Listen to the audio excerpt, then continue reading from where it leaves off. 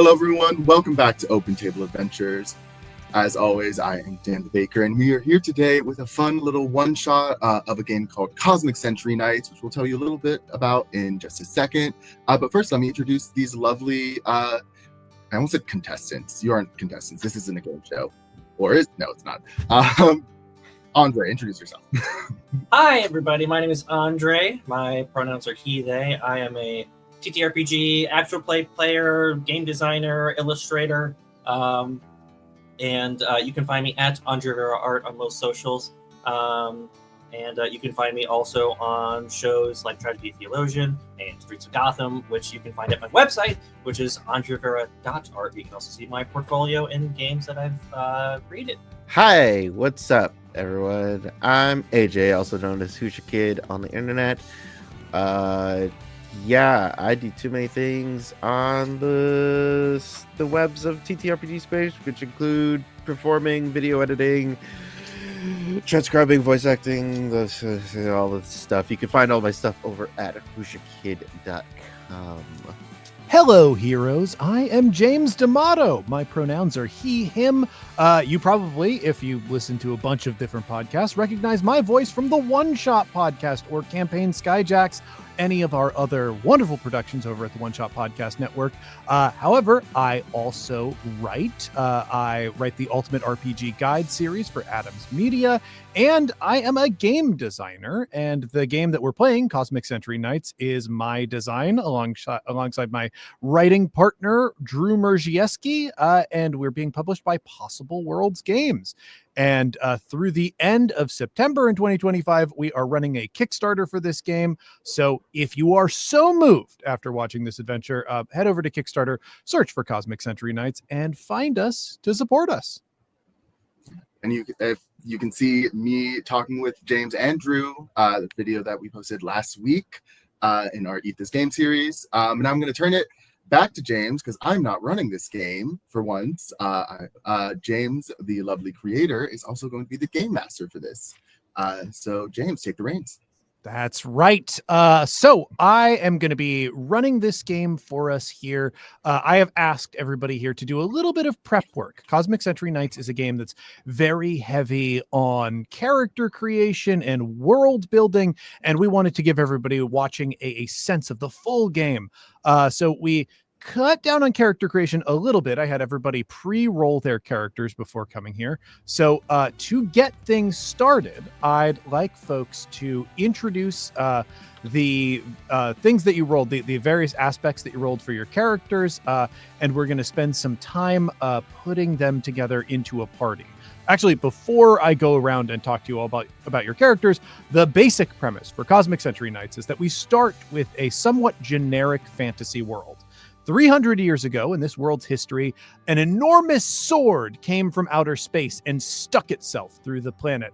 As that sword was touching down, it shot out and distributed 100 legendary blades across the world. These are known as the Century Blades.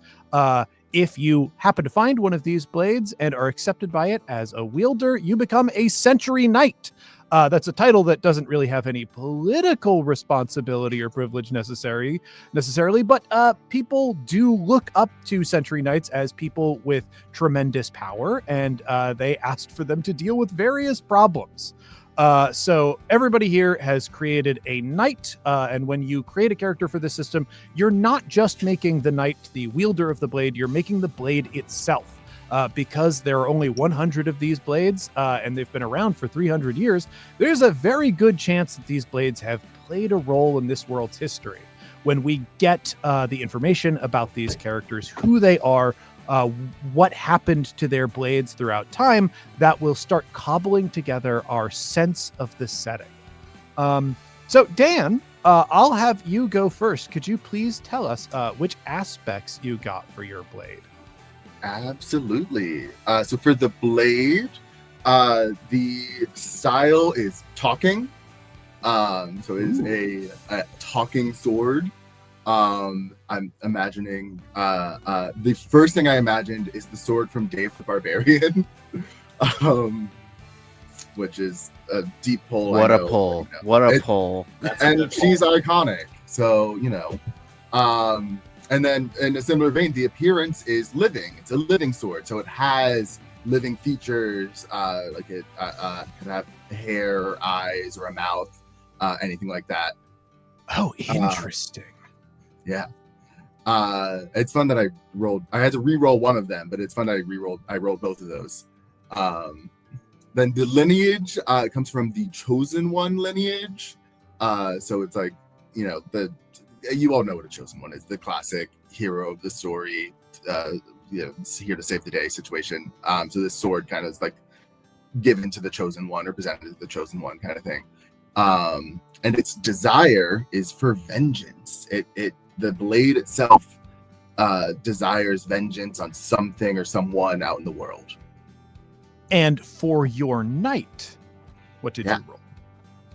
So my knight, their background is the reincarnated hero. So they're like, the hero from long ago who's been reincarnated over and over again, or just reincarnated once. I'm going with over and over again. And then their birth is cursed. So they come from a place or a family that has some sort of dangerous curse on them. And then appearance, we don't roll for the knight's appearance. You don't roll for the knight's appearance. That is something that's like open for you. Once you've synthesized all of this information, you get to decide what your character looks like. As we're starting the adventure, I'll ask for character descriptions. Cool. We can hold off on that for now. Already, I'm seeing some beautiful plot threads that came together. So your sword is like sentient and aware and talks. Yes. And you're reincarnated time and time again throughout history. Yes. One question that I have for you is, do you remember your previous lives, or are you like Link, like a different guy every time? It is very, I think, like Link is the kind of what I'm thinking is more what it's like. But I feel like there's maybe some connections, like every now and then there might be like a dream. I'm like dreaming of a past life or something like that. But for the most part, it's like I'm a different guy every time. Excellent. Okay. And I'll ask, what are the blessings that you rolled for this blade? So the 3 blessings I got, if I can scroll to the right place. So my minor blessing is minor luck. My major blessing is Zodiac Blade, Frigid Fish, which is very funny because I'm assuming that's like the Pisces Zodiac, and I am Pisces. So that's very funny for me. And then the miraculous is Storm Rider. So all about the tempest and storms and stuff. Yeah. There's a lot of interesting stuff for that. And as you pointed out when we were sort of talking about this before jumping into the game, there's a lot of connection to like travel by water, because the frigid fish will allow you to very quickly move through water, and obviously the ability to control storms has something to say about that. So I'm already liking the foundation that we have there with that character. Do you have a name for this character yet? I don't. But if you give me a second, I'll we'll think of it later. We'll spend some time meeting the other characters. I'm going to move over to AJ. AJ, can I ask you what were the aspects that you rolled for your knight and blade? Yeah, so for my blade, I got the style was like the gauntlet. What was it? The gauntlet. Basket hilt, right? Yeah. Oh, basket hilt. Okay. Basket hilt. But I specifically was thinking in the style of the pata. Oh, okay. I am gonna make sure that I've got the right thing pictured in my head. Yeah, basically it's just like gauntlet, and the gauntlet has a blade right on it. So I'm using like my whole arm to swing instead of like using a handle. Cool. Yeah. That's interesting. The appearance of my blade is void. Oh, sick. So it just looks like this absence in the universe that's grafted to your face. I just think that it's it's one of those things that it is so black and devoid that it hurts to look at. Oh, cool. Yeah, sort of like how when you see a picture of something with like Vanta black in it or whatever, Yeah. it starts to mess with your head a little bit. Yeah. Oh, I like that. My lineage is Destiny's Blade.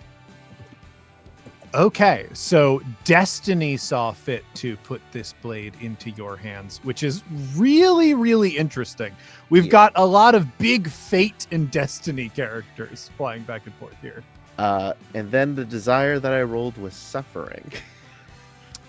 Yeah, so the blade wants to cause a lot of suffering. Yes. For my knight, I do have a name for my knight. My knight is named Askeladd. Askeladd. I've been watching Vinland Saga, and Askeladd means covered in ash. My background is an outcast. My birth is beast folk. And I have to ask, with the birth of beast folk, do you know what kind of animal you would like to inform that? Yeah, I'm going warthog. Ooh, okay. Warthog. Shout out to Pumbaa. Yeah, you're an outcast, so I'm assuming. Shout out to Pumbaa. Shout out to Bebop and Rocksteady. And my desire is vengeance. Yeah, so we have a lot of vengeance here, which is really, really neat. Yeah, I when I rolled up this character, I was like, this is just very emo, very emo edgelord. Like the other way that I rolled it was still like my desire was glory and the sword's desire was like one above all. Sure. I was like, either way, man, it's gonna be like freaking Dark Lord, Edgelord kind of situation going on. All right.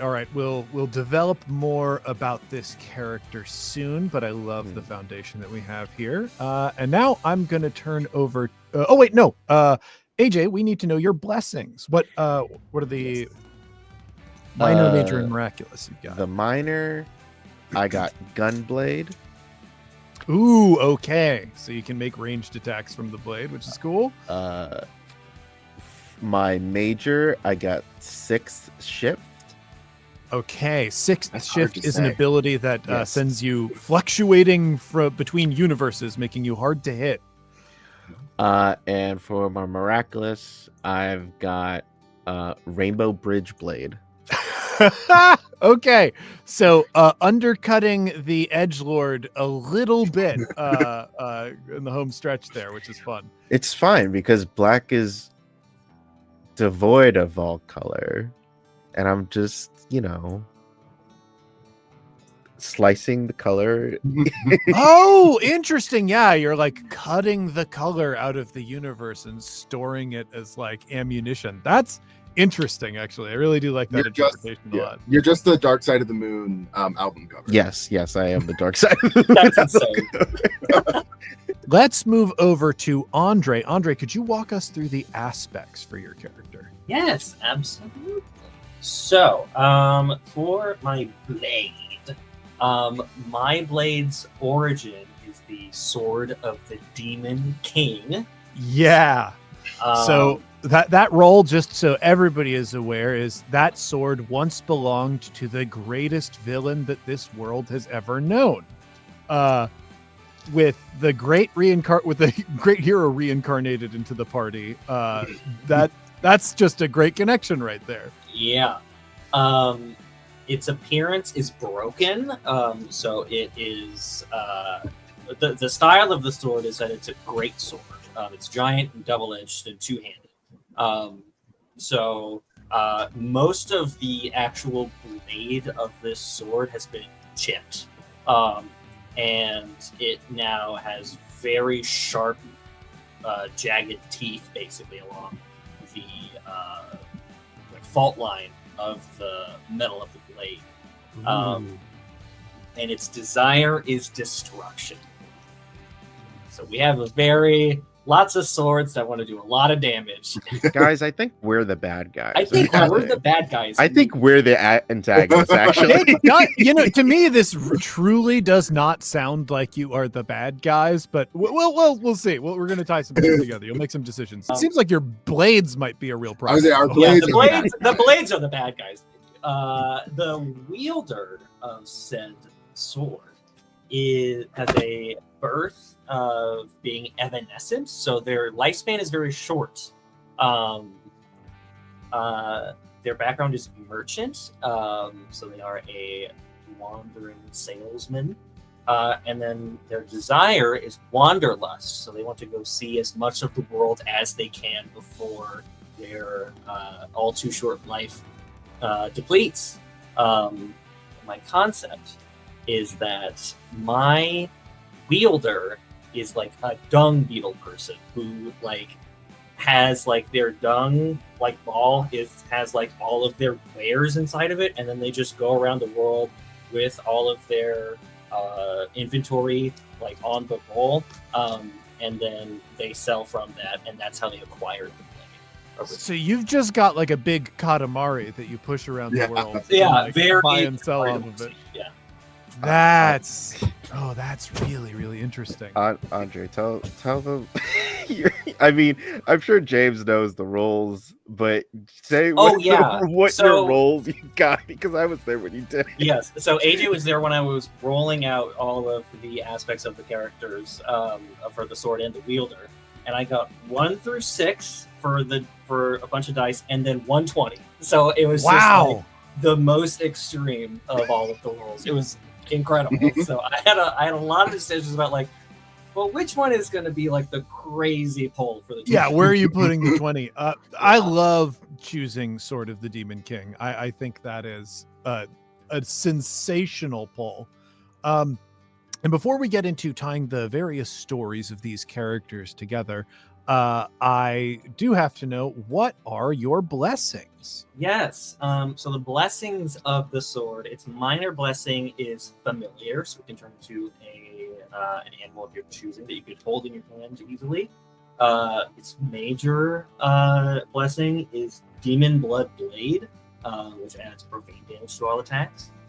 And then its miraculous blessing, which is something that I actually wanted to like hear everybody else's blessings before I chose more, is 9 lives. So you are able to be resurrected 8 times. And you are also able to claim more minor and more major blessings because of it.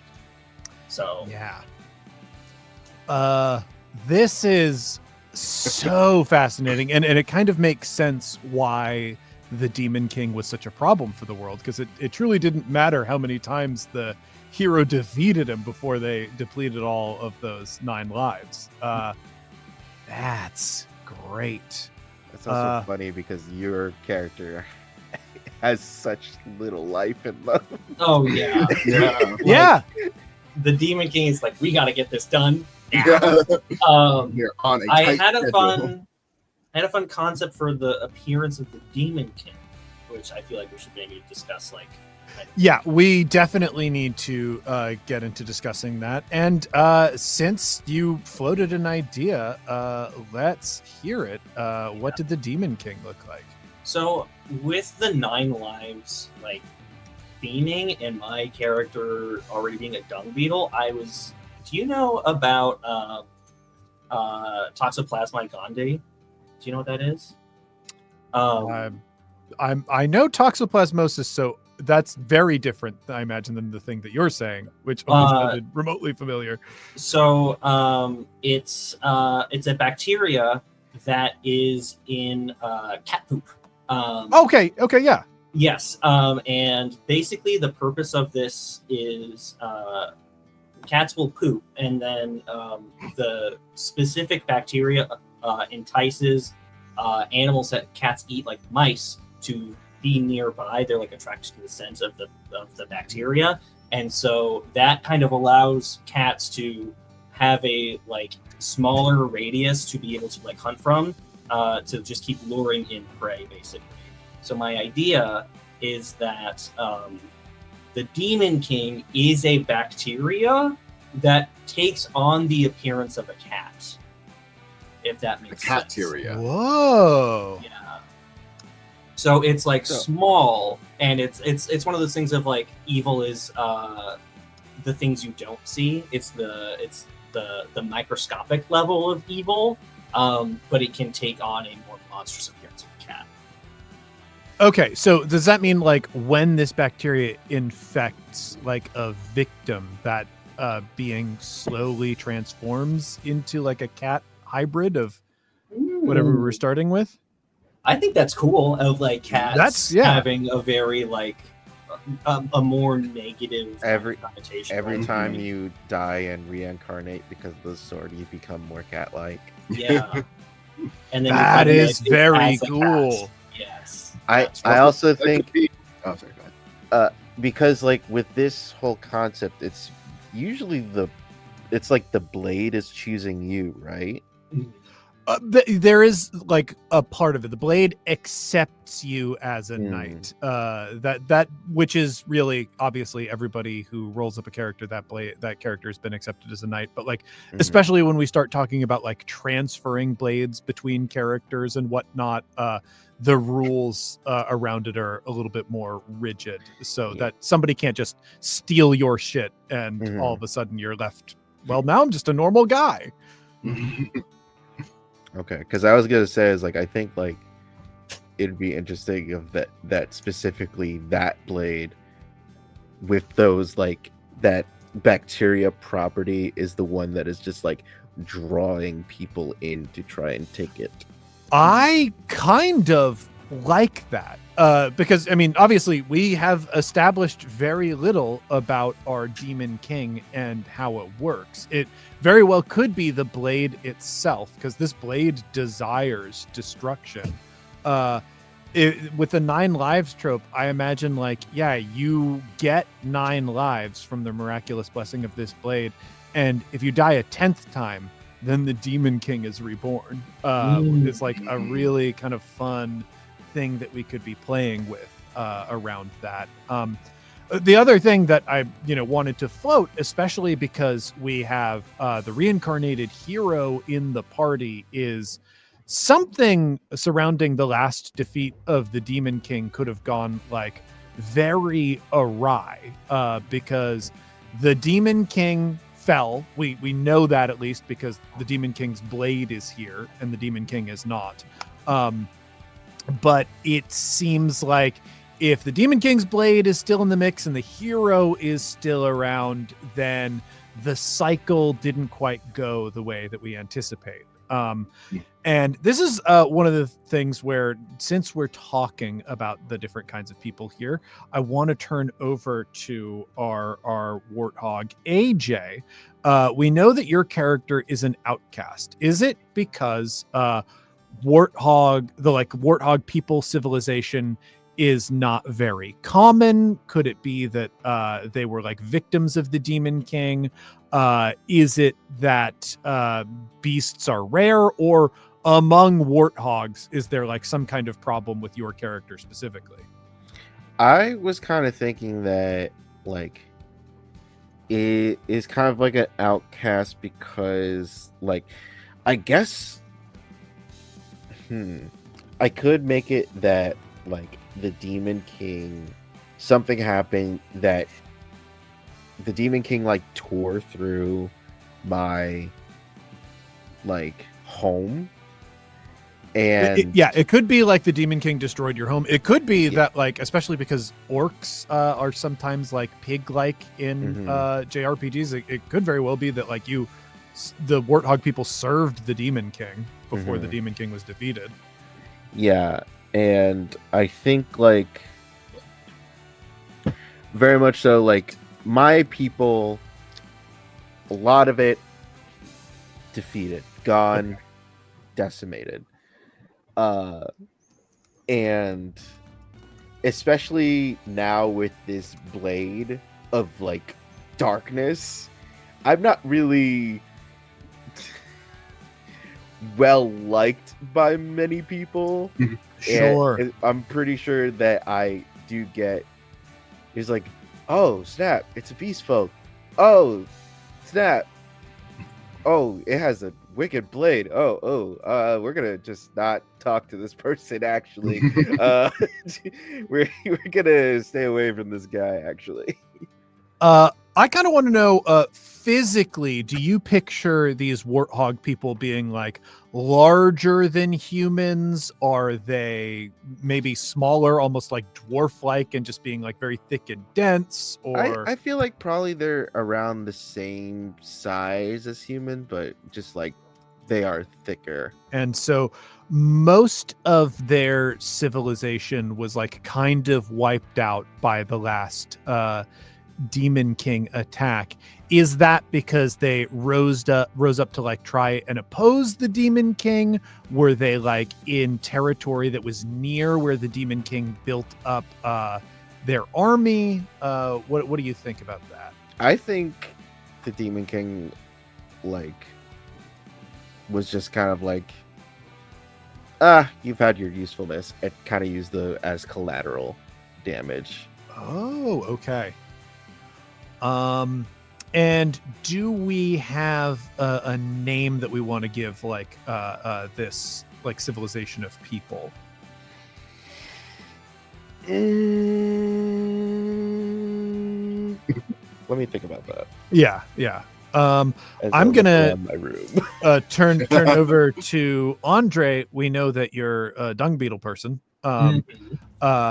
I want to know a little bit about dung beetle people. Is like merchant just a super common like Very career? common. Okay. I think dung beetle people are just by like their very existence, very nomadic people. Yeah. Like it's one of those cultures where like you grow up with your family and then you are supposed to leave. You do not like stay with your family. Ooh. You're not even, I don't think you're really ever supposed to see your family ever again unless you just meet on the road somehow. The idea is just that like everyone in life has their own path kind of philosophy. I like that. You know what? I kind of think for the sort of mythology of the universe, I like the idea that more or less people believe that like, oh yeah, there's a giant dung beetle that pushes the world around. Yeah, and like that's what the idea of like travel and like that is very sacred. That's cool. Yes. It's very Sisyphus of just like we must imagine Sisyphus happy rolling the boulder, right? Oh, you know, I like the idea that it's you because you've got wanderlust as your desire, right? That part of like the spiritual goal of your people is like to see everything. Yeah. And it's like, yeah, well, the dung beetle that pushes the world needs to see everything too. And God, is that because you're all so short-lived? We gotta see everything before we go. That's it. Oh, gotta make the most of life. Yeah, what do you think the lifespan is? I think it's like 3 years. It's like 3 years. Wow. It's like you get a little bit of time to just like get your bearings. Second year, you're on your own. Figure it out. Third year, you get one more lap. You're done. That makes it really interesting now that I have the 9 lives feature because now my character can last for much longer. Oh man, there's got to be so much cultural pressure on you. It's like you actually do have a shot of doing it. Like we're going to be singing your legend from now. Like, could you imagine what you could do with 30 years? Yeah, that's great. Oh, I love that. Which that is the actual lifespan of dung beetles is about 3 years. Is it 3 years? Wow. It's depending on you nailed it. That's nuts. And of course, I'll want to know if you have a name for your civilization of dung beetle people. Oh yes. The Beaforms. Beaforms. Beaeifors. Beaforms. Excellent. Okay, and I just have to imagine that Beaforms are pretty welcome around the world. I'll bet like it's just like, yeah, because they travel so much, like you tend to see a lot of Beoforms, and it's kind of written into some of the mythology of the world that like, yeah, there is a giant beetle that pushes the world around. And so like these are the children of the god that allows the world to move. So I like the idea of there being like a general acceptance and familiarity with Beoforms. Yeah, definitely. Okay, let's talk about this hero. Dan, I want to know, is the hero typically reborn in, do they look the same across their many lives, or are they reborn into different bodies? I think they are reborn into different bodies. I think they have similar attributes.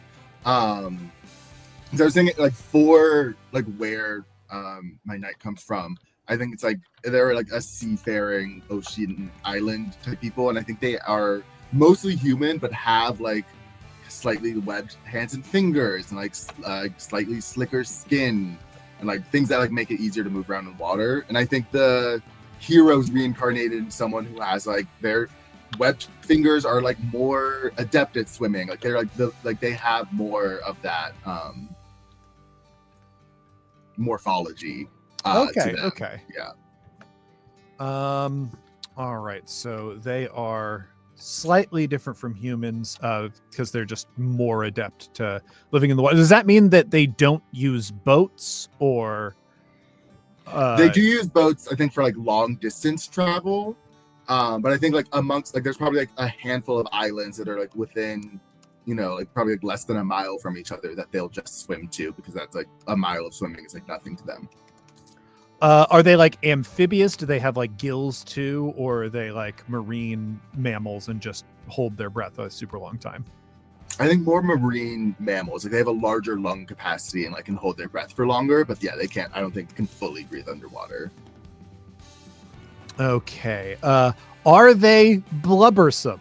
Are they really thick to deal with those cold temperatures? I think it is more of a tropical environment, I think. So it's not as cold water. So I don't think they're as blubberful. Yeah, more like dolphin-y than I think blubbery. Okay. Yeah. How long has it been since you were last reincarnated? I think it's probably been like, I think it's a pretty regular thing that happens. Like I feel like the reincarnated hero doesn't usually live long, just because they like tend to be adventurous and will go out and risk their life and stuff. So I think my knight is like maybe like, I think he's fairly young, like maybe like 18. Sure. So I'd say like the last, and I think it's like pretty much like it's almost like Buffy the Vampire Slayer. Like as soon as one hero dies, the next one is chosen. Okay. Yeah. All right. Yeah. So Buffy Avatar style. Yeah. There is. I guess, yeah, Avatar is probably better. Yeah. Yeah. Within a lifetime, we get to see the hero. So it's not that the hero is called as needed. So even though the Demon King has, regenerated many times, that you're not there specifically to deal with the Demon King. You deal with whatever problems happen to be available at the time. Yeah, because I don't think I mentioned, but my knight's desire is for balance. And I think that harkens back then to the Avatar illusion. That like it's the hero I think originally was summoned to like defeat the Demon King, and then henceforth it's just been kind of like, well, there's other bad stuff going on. Let's try and like even out bad and evil, or good and evil, and all that. Well, yeah. Now the thing that I'm curious about is the cursed bloodline thing. Is it that the hero themselves is just cursed to be reborn and has to like serve the world over and over again across lifetimes? Or is it that the people like the peoples that the hero is born into are always like a cursed people or whatever, and they're there to be like redeem them, I suppose. Mhm. I was thinking that like this island is like always where the hero is from. Ooh, okay. And the curse is specifically on the, like, I think the Demon King put a curse on this island because like that's where the original, you know, great hero was from, and like that's where like, and I think kind of like maybe in that kind of balance, because that curse was placed on it, the reincarnation cycle started. Okay, you know what? I like the idea, especially because we have a Demon King who is like a constant throughout history, always reappearing and whatnot, and we've got a hero kind of always coming from this island. What if in one of the Demon King's lives he like drowned the island, like you know, cursed it in a way so that water would come up on it, and so the reason that people there are like semi-aquatic is they've just adapted, because even if you make it so that like regular people can't live there, you can't stop the hero from being born there.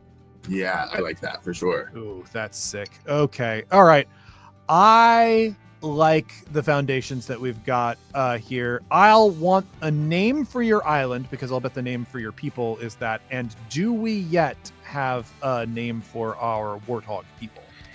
Yes, I just had it. The Urizen. Ooh.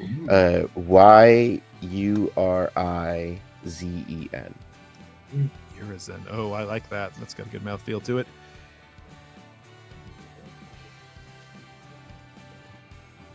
And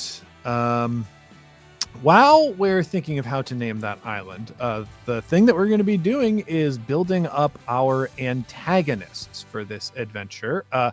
Cosmic Century Knights comes with 3 core antagonist groups. We have the Star Conquerors, which are a spacefaring sort of conquering empire people.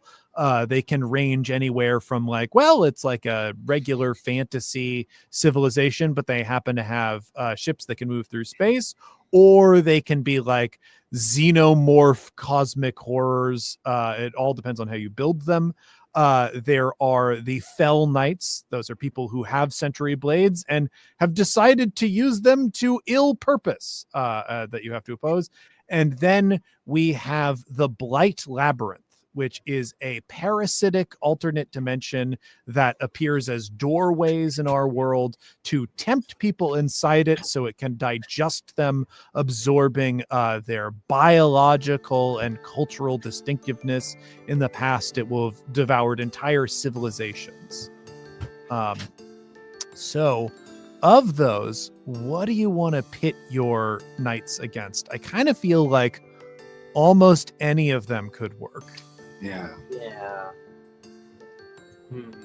I'm like, in my head, I'm literally like, oh, I like the aspects of this one, but I also love the aspects of this one. Sure. Because like I love the cosmic horror, like that's like, you know, like that kind of like unknowable cosmic entity is something I really enjoy.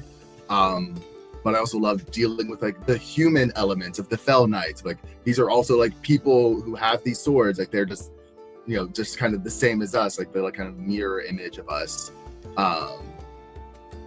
And then the labyrinth just is cool as heck. So yeah. I'll say, if you are on the fence between all of these things, if you want cosmic horror vibes, either the labyrinth or the Star Conquerors are probably going to be your best bet. I'm kind of interested in the labyrinth. The labyrinth seems inviting to a lot of the themes that we have going. Is David Bowie there? Well, that's where they get people in. That depends entirely on your choices. So I think with that, we could start developing the Blight Labyrinth. Before we jump over to that, I will ask, do we have a name for the island the hero is reborn on over and over again? Yes. I believe the island is called Inmore. Spelled YNMOR.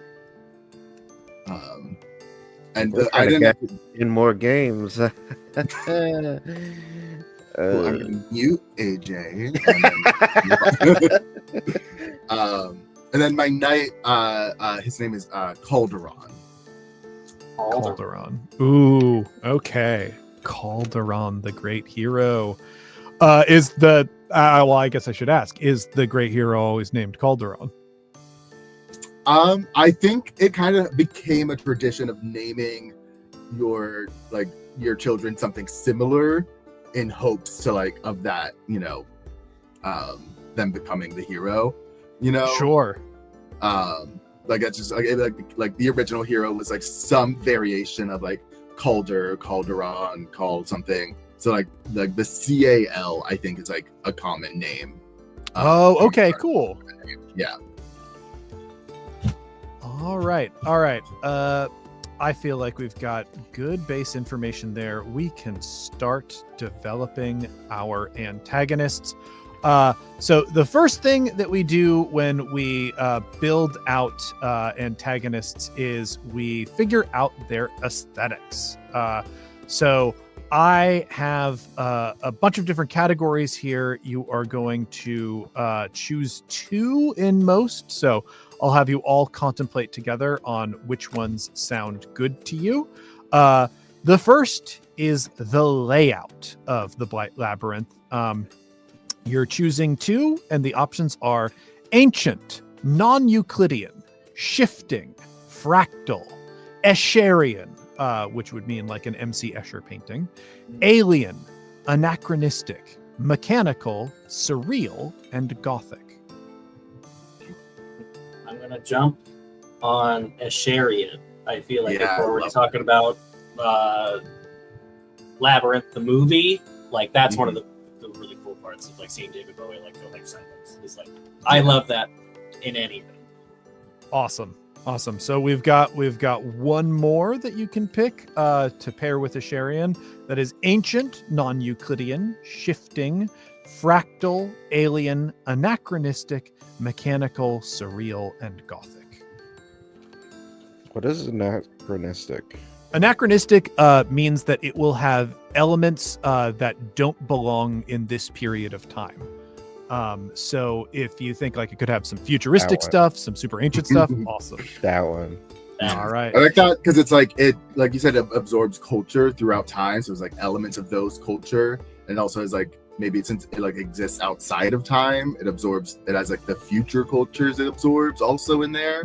Yeah, it might very well not adhere to linear time. So yeah, everybody is kind of always fighting the Blight Labyrinth across all of time all at once, which is very cool. Yeah, everything everywhere. Yeah, all once.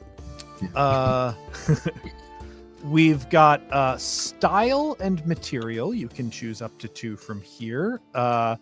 And your options are, when I paste them into the document for myself, macabre, brickstone, rough stone, crystal, gold, metal, flesh, umbral, sand, rococo, brutalist, elemental, and wilderness. Oh.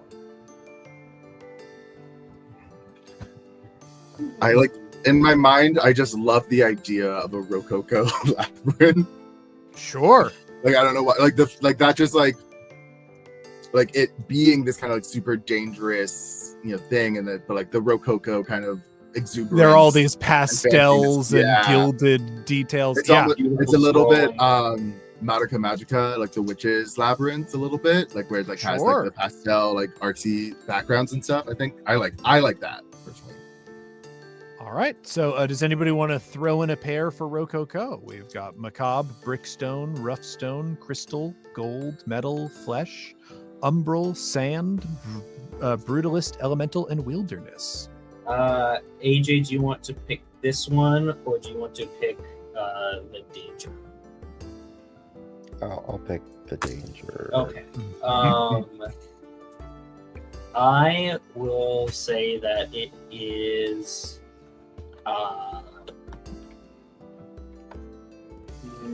I'm going to say that it is umbral. Umbral. Ooh. Clouded in shadow and darkness. Umbral and Rococo. With anachronistic elements. Oh, this is going to be a fun thing to describe. Which brings us to the danger. And the available options for danger are broken time, multiversal, elemental, mechanical, decay, and attrition.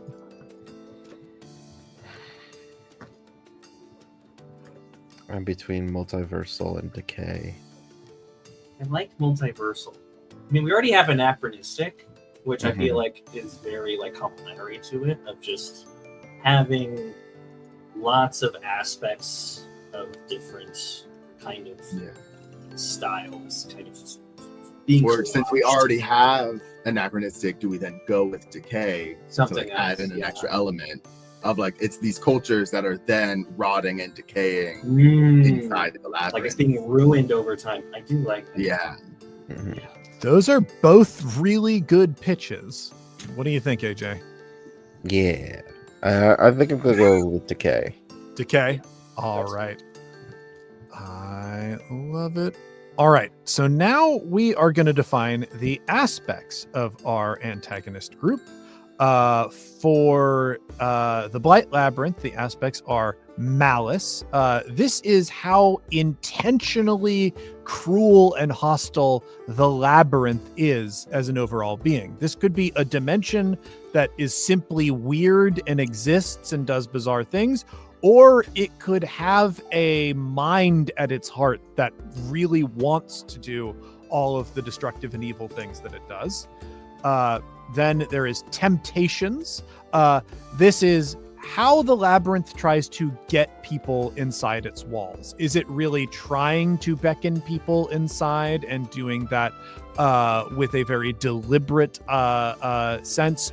Or is it just that, well, this has been around so long across all of time and multiversal, there's just too many treasures in this thing to really ignore and not try to brave your way through its halls. Then there is relegation. Once a doorway appears somewhere, an entrance to the Blight Labyrinth, can you get rid of it? And how difficult is that? Then we have toxicity. How dangerous is it to be inside the labyrinth itself? Is just walking in putting yourself at risk? Or is it something that, it's very much like being where you are, and so it's hard to tell a difference between the two dimensions. And then finally, growth. What makes it so that new entrances appear for the labyrinth? And how likely is it to grow and spread and become a bigger problem? With these, you are going to rank each aspect from 1 to 5 without repeating a ranking. So there will be 1 1 and 1 5 and so on and so forth. Anything that you rank that is closer to 5 will be information that is gentler to the party, that will more favor your characters and your ability to contend with and survive against it. And anything closer to 1 will be more severe for your party, meaning the labyrinth will be more powerful or harder to deal with. So for instance, a 5 on malice means it's not very malicious, and a 1 on malice means it is evil and wants to destroy you.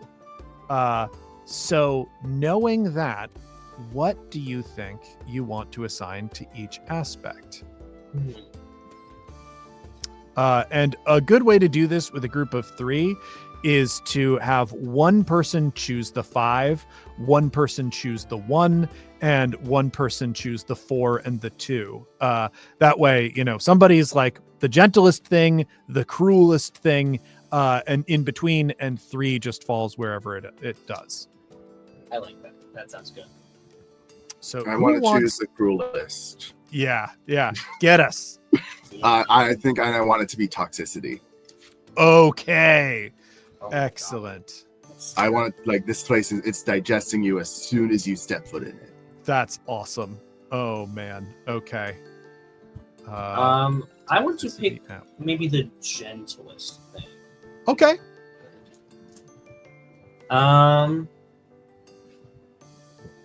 I like the idea that the labyrinth is not an actively malicious entity, that it is just existence, and everything that happens within it is of your own accord. Yeah. Okay. So this just happens to be a weird place, and it's not out to get you. It's Then a force of nature, not a predator. for our 4 and our 2, Or what do you AJ. want to be like the next most worrying, or the or the next gentlest?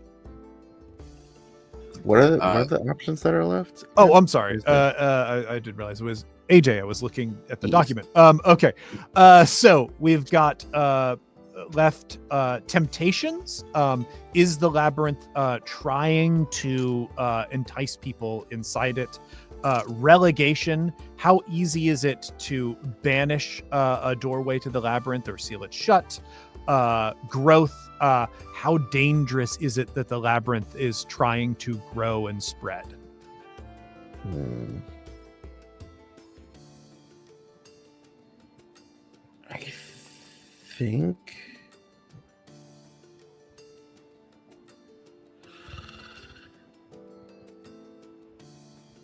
I think relegation would be the 4. Like, it's not Okay. hard to get rid of these doorways, but on the opposite side, they just keep showing up. Okay. So you want growth to be the 2 then? Yeah. Excellent. And that leaves temptations at 3. I will read our results, starting with the 5 of malice. The labyrinth holds no real malice. It is a cosmic accident that intersects with our world. Dangerous to be sure, but it holds no more ill intent than a storm. Moving on to 2, which is our growth.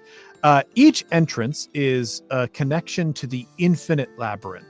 It is not the labyrinth itself that grows, but as it becomes entrenched in an area, it can manifest more entrances.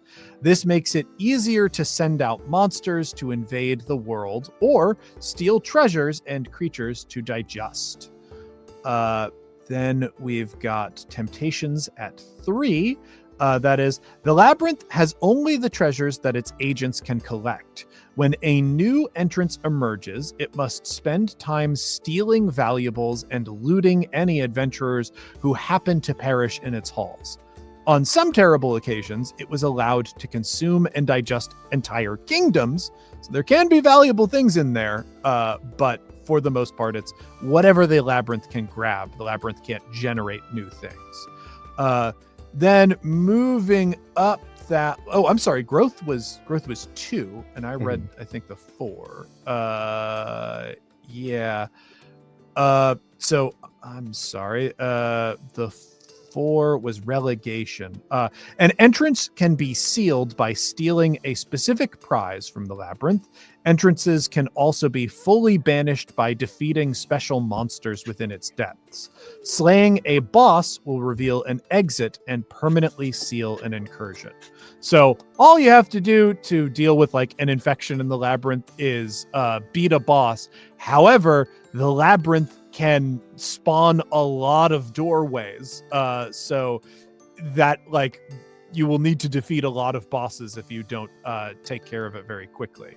And finally, we've got 1 for toxicity, which is the environment of the labyrinth is permanently poisonous. Without very special healing rituals, influence of the labyrinth builds up in the system of any creature that wanders inside.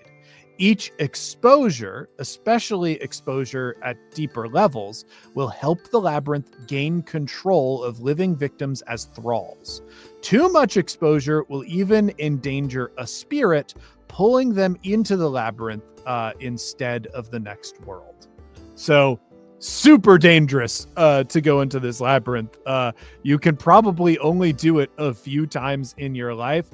And now that I'm thinking of it, now that we've established all of this, I kind of feel like the existence of the Demon King is an accident of the Blight Labyrinth. Yeah. This is some like virus or fungus or whatever that has been corrupted by the labyrinth and has become like a sapient agent that I maybe started as a servant of the labyrinth, but I think the Demon King has sort of grown into be their own thing Yes. that the world now has to deal with. Absolutely. That's really, really cool. I need you to choose 2 weaknesses that you want for the labyrinth. They are, it plays fair. It must always have a valid exit and offer the rewards that it promises. Those cannot be removed for any creature that still hasn't been digested. Mapping. The labyrinth must always record its own pathways. In every section of the dungeon, it is possible to find a fragment of map that would help PCs find treasure, relics, bosses, or exits. Soul gems. Every creature that has been captured by the labyrinth has its soul stored somewhere in its corridors. These manifest as gems inlaid on decorations and hidden amongst other treasures. Claiming one of these gems allows you to lay digested souls to rest or even resurrect victims. Pheromones. The dungeon can only control its thralls through miasma. Once creatures are outside, it is a matter of time before they have an opportunity to put their own will and well-being above the labyrinth. And organs. The labyrinth has biological construction like a living organism. Attacking its organs will disable threats, open exits, expose pathways, and perhaps even seal or destroy entrances.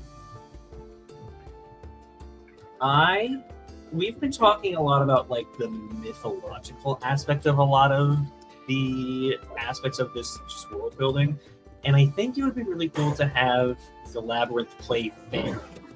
Okay. And very like, not necessarily like in a Superman kind of like I abide by the rules exactly kind of way, but in almost more of like a Fae style where like I will tell you all of the words.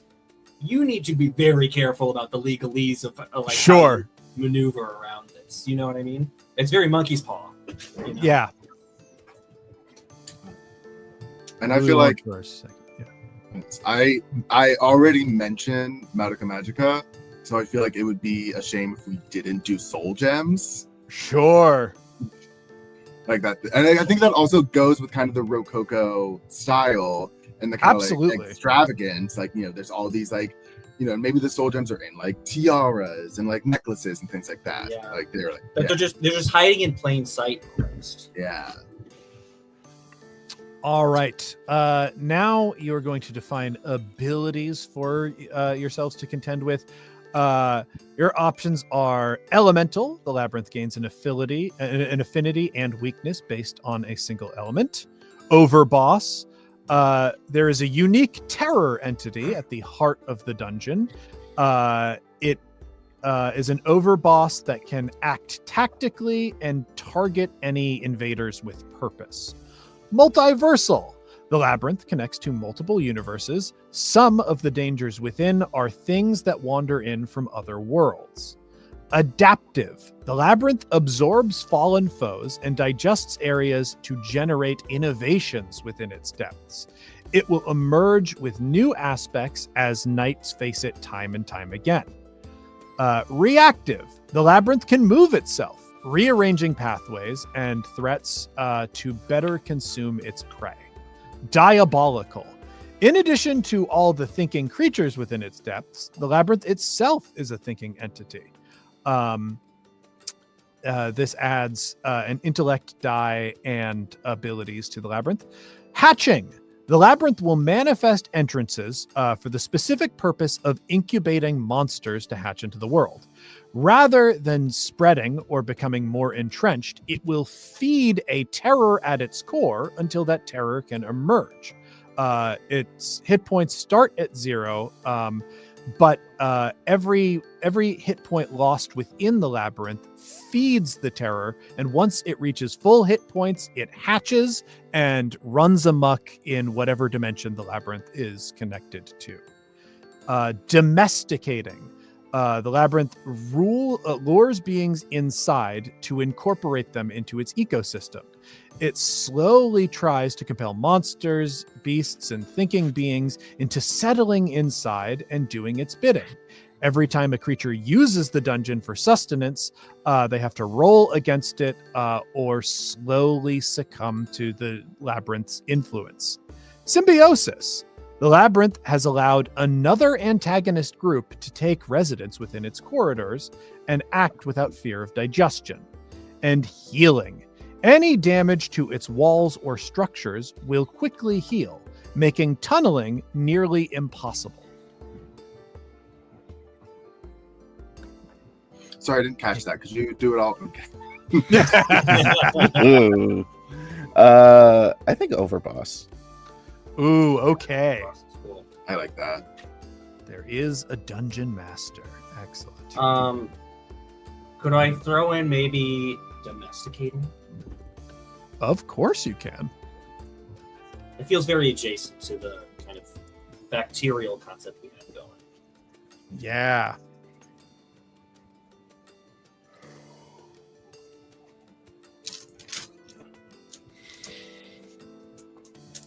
And domesticating. This is so cool. This is so cool. This is gonna be nuts. I think the last thing that I want y'all to define is the laws that govern its exits. Entering the labyrinth is easy, but leaving is difficult. If an exit shuts behind them, PCs must locate an exit and overcome a challenge in order to escape. By default, the challenge is 20 to escape a locked exit. Exits usually have 2 keys, unless specified otherwise. To govern being able to get out of an exit, you have to define its lock, and we get to choose 2 things. Blood. Exits usually open when blood has been spilled in combat or sacrifice. The cost is defined by the depth you are in the labyrinth, determining its hit points. Key. There is a physical key hidden in the corridors and rooms, or even on a monster. As soon as an exit exists, so does a key.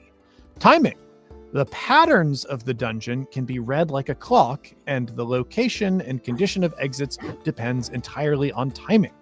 Strength. Some exits just depend on brute force, requiring a greater threshold to be met in order to open. Puzzle. Some exits have odd locking mechanisms, mostly made to consume time. And boss. The life force of special monsters opens exits. Killing a boss acts as a full key. Injuring one will reduce the exit challenge. I mean, I like the idea of a boss. I think that's, to me, that's like the most enticing of like, you're in a dungeon, you got to kill the boss to move on kind of thing. Sure. Yeah. What do you think, AJ? I'm thinking timing. Okay. Boss and timing.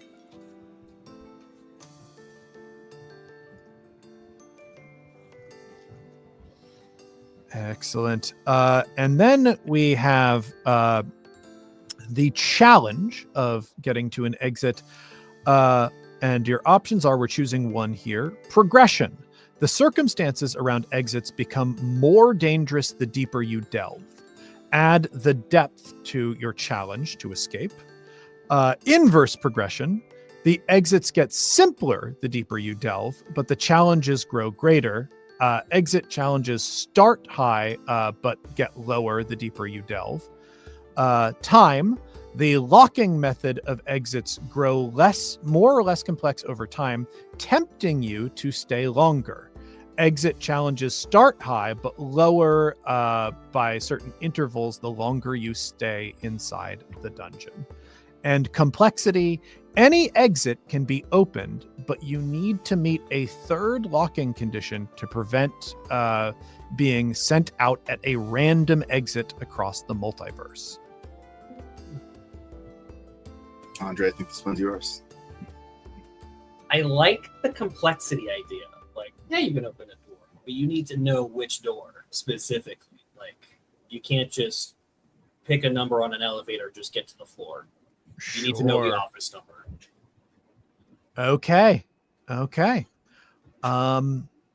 Then I am going to make some choices about the dungeon's miasma, and we're going to be ready to start our adventure. Ooh.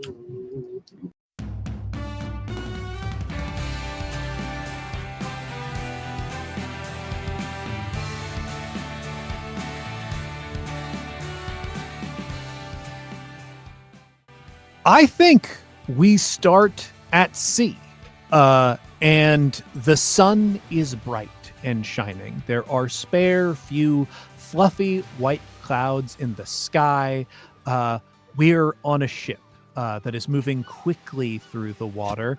I'm curious, Dan, I want to know, like, what is the style that's popular for ships in this world? Do they look like pirate ships? Do they look like the sort of more square Japanese like sailing vessels? Are they Viking ships, Greek ships? What do we got?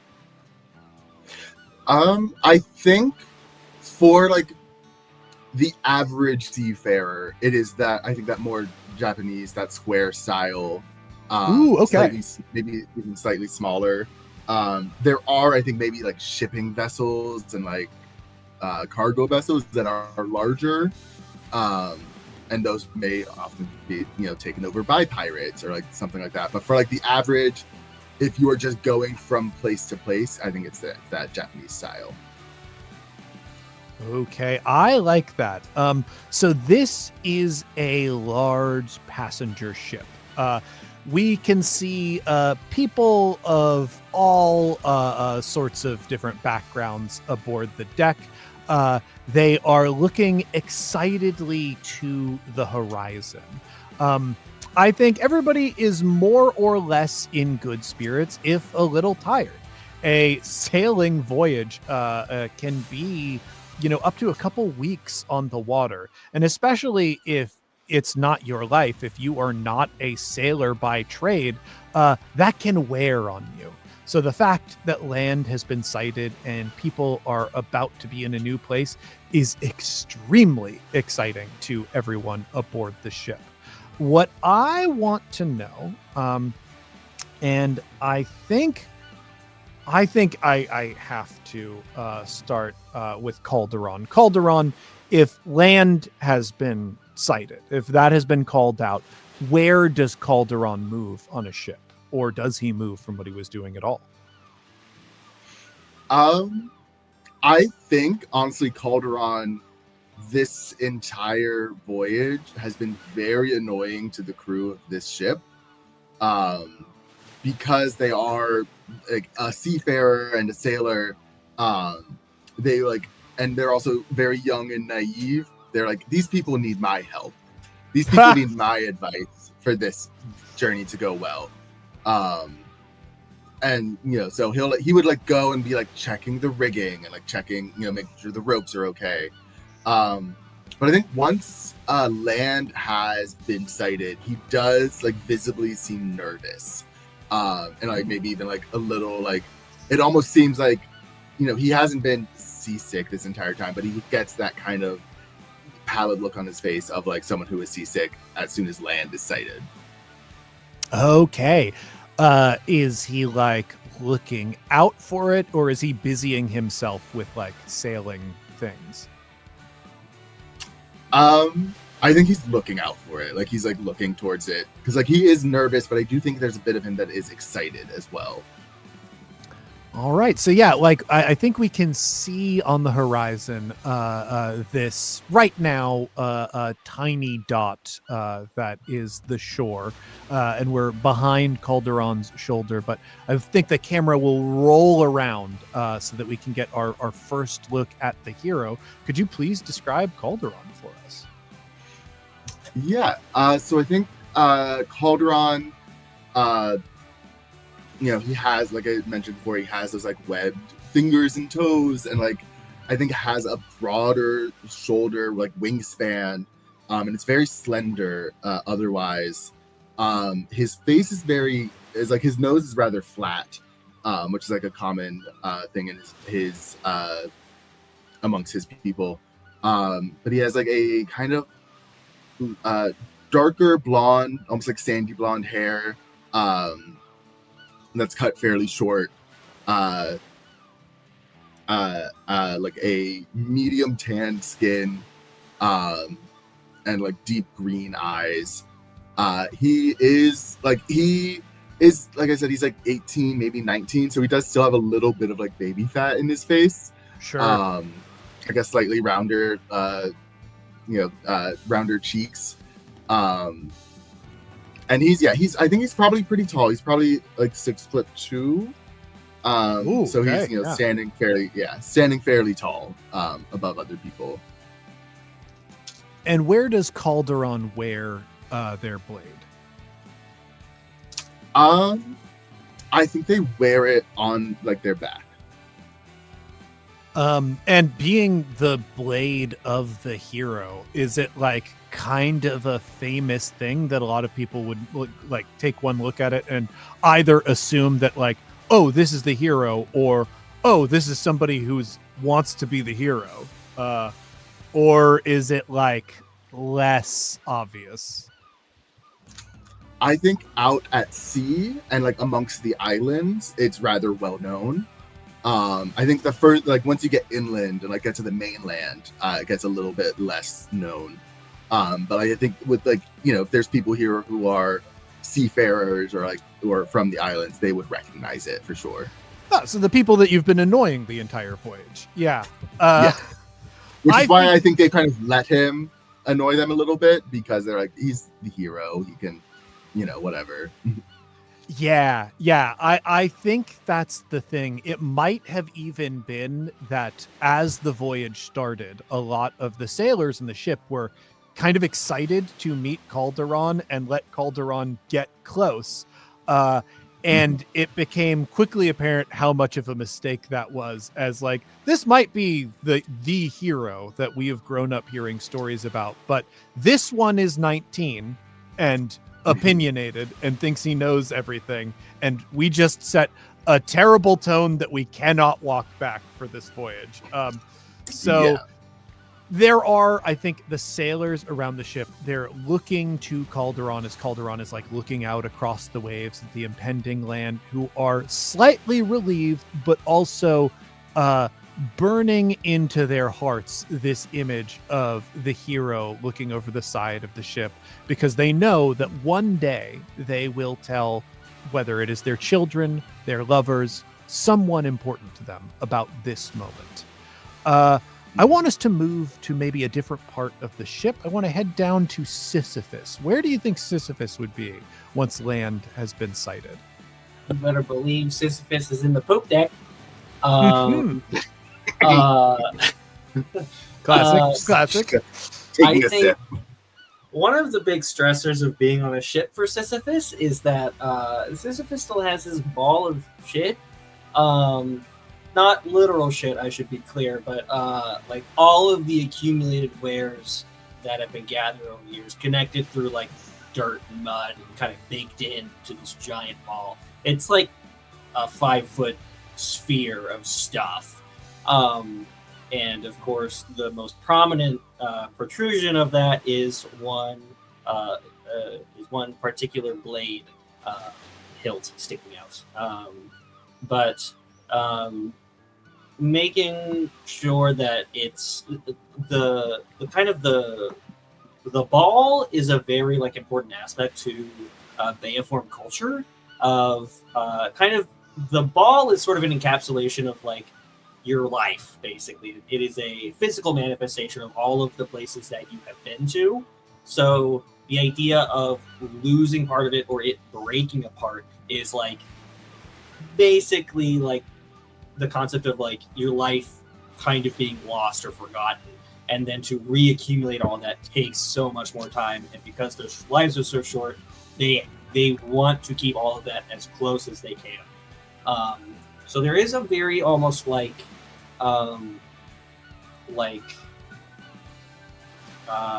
dear aspect to this ball for Sisyphus, and making sure that like the ball is not being like damaged or like thrown around on the ship, or being like looted by other sailors that like Sisyphus doesn't know these people, but just making sure that like it's all together. Excellent. Okay.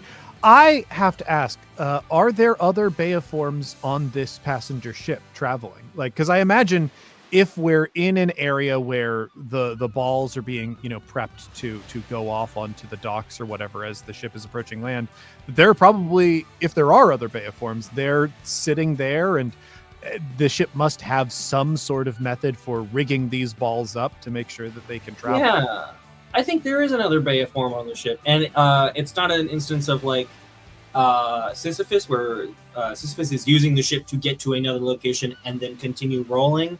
It is a situation of like the ship is kind of weirdly this Beoform's ball. Like, oh, then this is the captain. This is absolutely this is the the captain of the ship. Oh Yeah. my gosh. I think that the captain, probably only gets to see a Beoform once in a blue moon. I have to imagine travel, especially in Beoform culture, while you're supposed to see everything, especially because your life is short, you kind of expect to travel across land. You don't really expect to travel by sea. So I think the captain is like taking some time, especially it's a clear day. There's not really any wind that is problematic. We're moving at pace. The captain is taking some time to just hang out with a fellow Beoform. What is it that Beoform bond over? What do like they do when they get to see each other? Is it just like sharing a drink, or? I think it's sharing food, but also sharing memories. They will like burrow into their balls and like grab items to be like, this is something really interesting from like my time, and then they'll like put it back in and like store it again. Basically like show like almost like a scrap, or not a scrapbook, a scrapbook of like, these are all my memories. Check this out. Isn't this cool? I like that a lot. Like, especially like there is, especially during the like 1700s, a trend, especially amongst people who would sail or employ sailing ships, to have a cabinet of curiosities. That is a way to show that you went many places and did many things.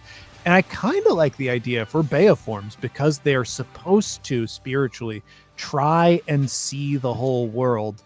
Part of this exchange might be you take something from your ball to give it to each other, to represent like, I will walk the paths that you cannot, and I have walked some of the path for you. And in turn, that becomes a memory, not just of a location, but now of a person. Yeah. Oh, I adore that. So yeah, there's like some happy chatter between you and the captain that we'll return to soon. But before we get closer to that, I want to turn to AJ and Askeladd. Being an outcast, when you hear that land has been sighted, what do you do on a ship?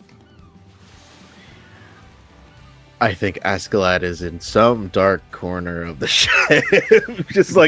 was just kind of like resting, and hears that there's land, and will just kind of, doesn't have much on him, just basically has like a cloak that covers most of him, that it is more, and it's not even like, this is not like a cloak or being off to the side of just being like, ooh, he's too cool, he's too edgy.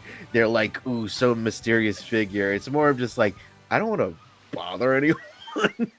I don't want to intrude on anything, because once they realize that I'm a Urizen, then they're immediately... It's a combination of, they see I'm a Urizen, and then they see my blade, and then it's just like, Yeah, it's going to take way too much effort to convince you that I'm not dangerous. It's Yeah. better to just not be noticed. Yeah. I think probably it's like because like patas don't really have sheaths. Yeah. They're it's kind of just like stuck in the ship right in front of them. And because it's such a void black, it's almost like a cover. So it kind of like makes like a triangle of like cover of like they're in the shadow, the blades like right in front. So if someone Oh, tries to look at them, they're like, "Oh, ooh, that's bad to look at. Why am I really looking dark at over there. Yeah. that?" Yeah, But so then we'll you're enjoying like a little bit of solitude, especially because like within the ship, this has got to be like the area where a lot of the passengers were sleeping. So I imagine there are a bunch of like hammocks strung up and whatnot, and probably boxes of cargo around this place. And because a lot of people who are beleaguered from this journey have rushed up to the top deck to get a sight of the land that the ship is approaching, this is, I think, an extra special moment of quiet and solitude that you have had, especially over these last couple weeks in a packed ship. What does Askeladd do to enjoy solitude? Are they somebody who meditates? Do they read?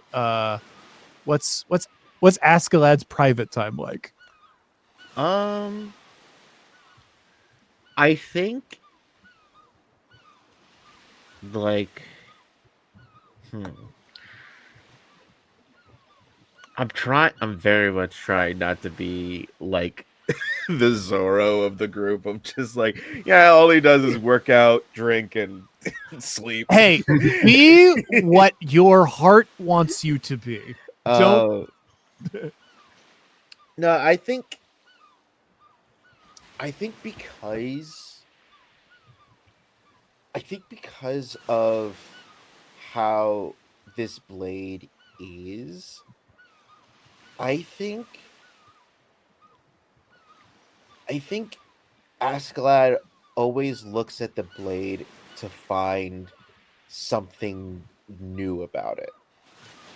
Oh, Because he has this blade and I'm gonna say Askeladd's probably around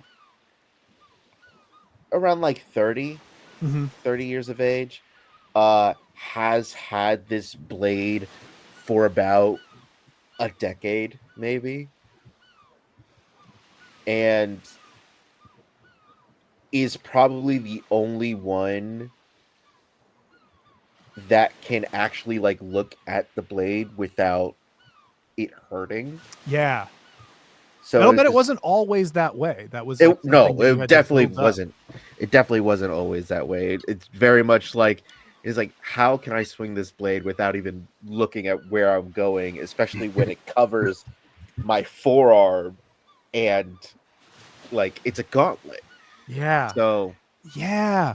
I like this as it's this is close to a meditative practice. You are sitting yeah, here and quite literally contemplating the void, trying to bring yourself into alignment and at peace with it. And this is something that like most people couldn't do. Their brain like will shrink away from the void itself. But like we can see Askeladd tucked away into this corner, sort of very seriously challenging themselves to understand, to become more one with their century blade. yeah. And I think I kind of want to, because I think all the Sentry blades have some kind of marking on them to signify that they are a Sentry blade. So it's Oh, not that's just cool. like oh, that's a guy with a sword. That guy could be a Sentry blade guy. Is like, no. All these Sentry blades have a specific marking to it. Like some of the weirder ones, like this void blade, is pretty you could pretty much kind of assume that is a Sentry Blade because no Sentry Blade is that odd. Yeah, No no normal blade regular is going blade to is be that made odd. of void. Yeah. Yeah, but like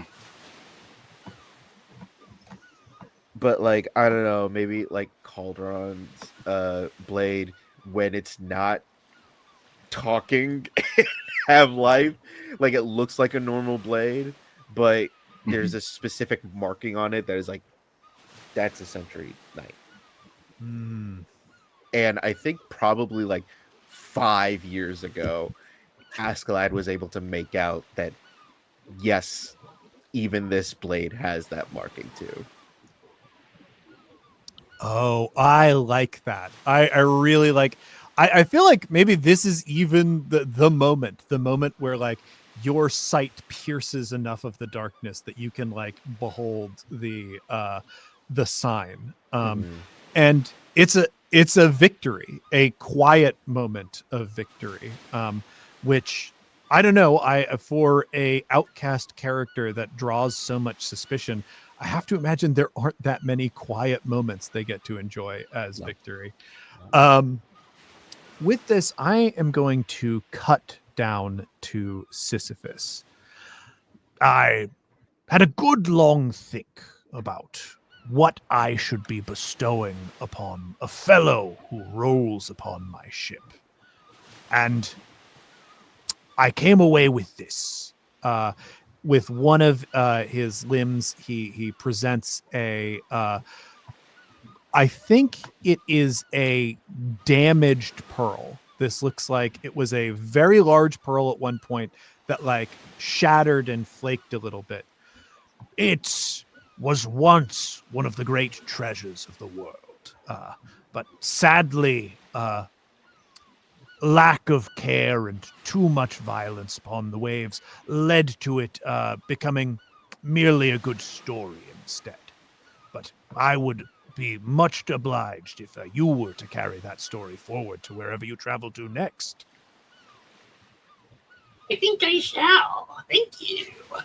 And he will take the pearl, and they'll make a little hole for it. And as they are continuing to burrow into their ball, they say, "And for you, Captain, let me see.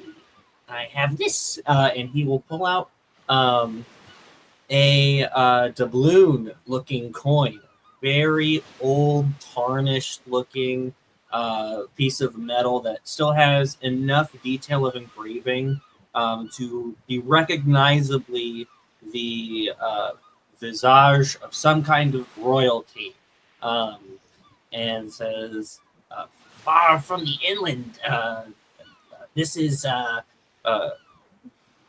brought to me by a beggar, actually. It was one of only 3 coins that he had on his person. And, I think a very symbolic gesture of wanting you to continue to find more valuable items along the rest of your journey." Hell, we'll see how many more months I am afforded of journeying. But that's a curious looking coin. Do you know where it is from?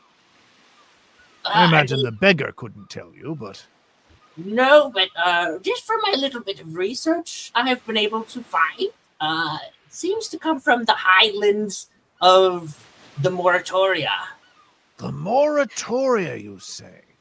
I've heard tale, but far too into peaks for my feet to ever travel. But the idea that I now hold a piece of that land, perhaps I've moved enough of my way to find peace whenever it is time should choose to take me. He buries that coin onto his ball and goes, "Since we are to part ways, I did have a bit of curiosity. That hilt sticking out of your ball. Oh. It's a very distinctive looking hilt, isn't it?" Yeah. I mean, I found it on the side of the road. I didn't even purchase it or get it from a trade, and I just found it. It was just buried in a deep crevice in the middle of a gorge, with no plant life and desecrated bodies all around it. It was a very unusual place to find it, but I was happy to take whatever I could. What on earth made you roll yourself down into a deep crevice surrounded by corpses and skeletons? Well, my ball already got there, so I just followed it. You It were fell. led to it. Yes. You know, I've sailed many seas. I've seen many blades, and I like to think I've met and shaken the hands of many heroes. There's something about it, something I can't quite put my antenna on. He says this, and like one of his antennas is sort of like tapping his forehead. And I think at this moment, Calderon, one of the sailors, has enlisted you to carry some news to the captain. And it is that there were no flags sighted on the shoreline. Yeah. So I think Calderon kind of like mid this conversation, just with very little grace and poise, walks in and says, Captain? Ah, my dear boy, the sweet Yes. Calderon. Yes, lovely seeing you again. I was given a task.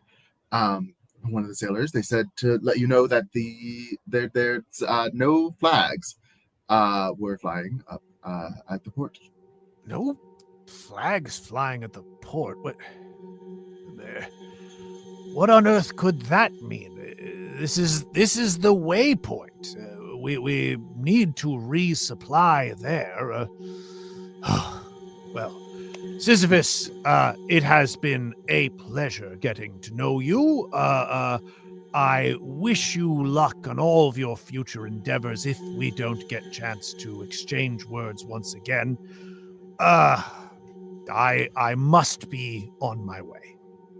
I will keep your memory very close by. Calderon, I would love for you to roll me a control impact to see what you know about flying flags at various ports. Okay. So let me see what I will do. I think I'll do my D8 and D10. D8 for control. So that is a 6 for the control, and a 7 for the impact. Okay, yeah. So you know a ton about this. This is when the news was told to you. It was definitely a moment where you went, "Are you sure that's right?" Because you've been trying to be helpful. Because ports will fly flags to let ships know important information. Ships will respond in turn, especially at a waypoint island like the one that you were headed to. This is not a large piece of land. This is an island that's in a long stretch between two major ports that would allow people to resupply their ships and trade where they need to. Some people maybe rest for a period of time before they find a new vessel, that sort of thing. There should be flags flying all of the time. There being no flags flying could mean any number of things, but none of them are good. So this might, like, the idea that there were no flags sighted might have you a bit on edge. Yeah. And I think Calderon was already a bit on edge just because of their nerves. So I think they seem like, I think to Sisyphus, just viewing this person's like, oh, this person must have drinking 6 cups of coffee before entering this room. Like, it's like their like head is on a swivel. You see they kind of keep like not like reaching like to grab, but almost like reaching in a comforting way to the you can see the hilt of the sword on their back. You can see they're like almost like grasping it the same way you would grab the little handle in the car when someone does a turn too fast, kind of that.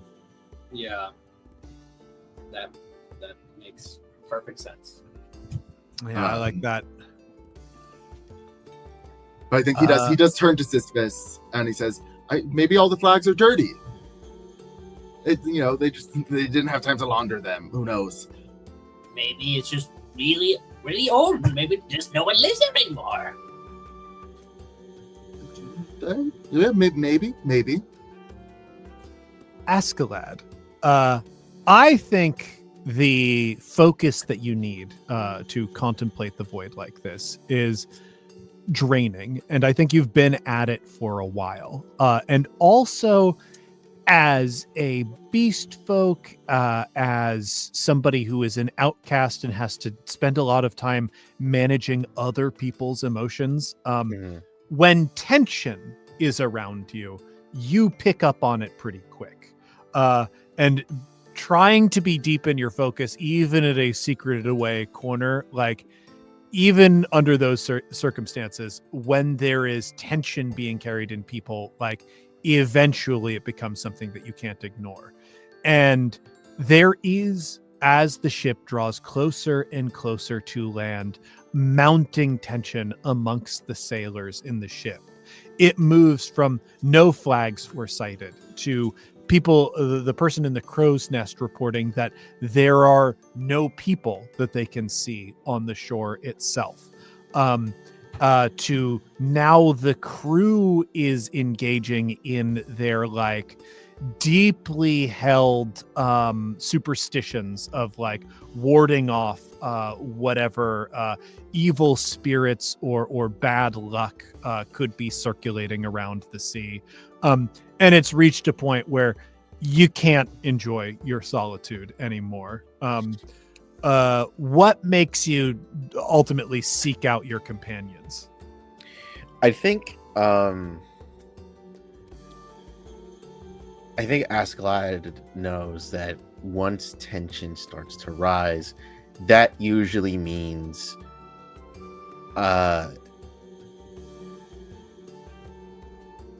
we as Century Knights have to step in. And I think Askeladd's a little annoyed that Calderon nor Sisyphus has stepped in already. Oh yeah, it's the sort of thing where it's like, I'm with the great hero, I'm with a merchant that everybody likes talking to. Surely one of them is gonna do the job. Surely one of them will be like, hey, we need to do this.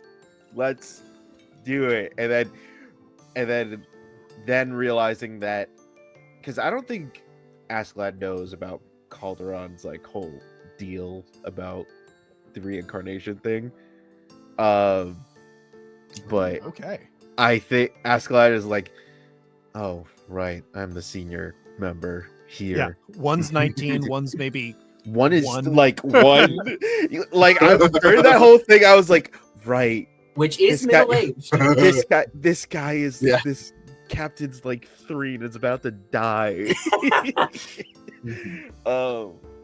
So it's like fully like, all right, gets up, takes the blade out of like the ship, and it's kind of like as grabs the in a pata, there's like a little bar that like the person holding a pata is always holding their hand in the fist.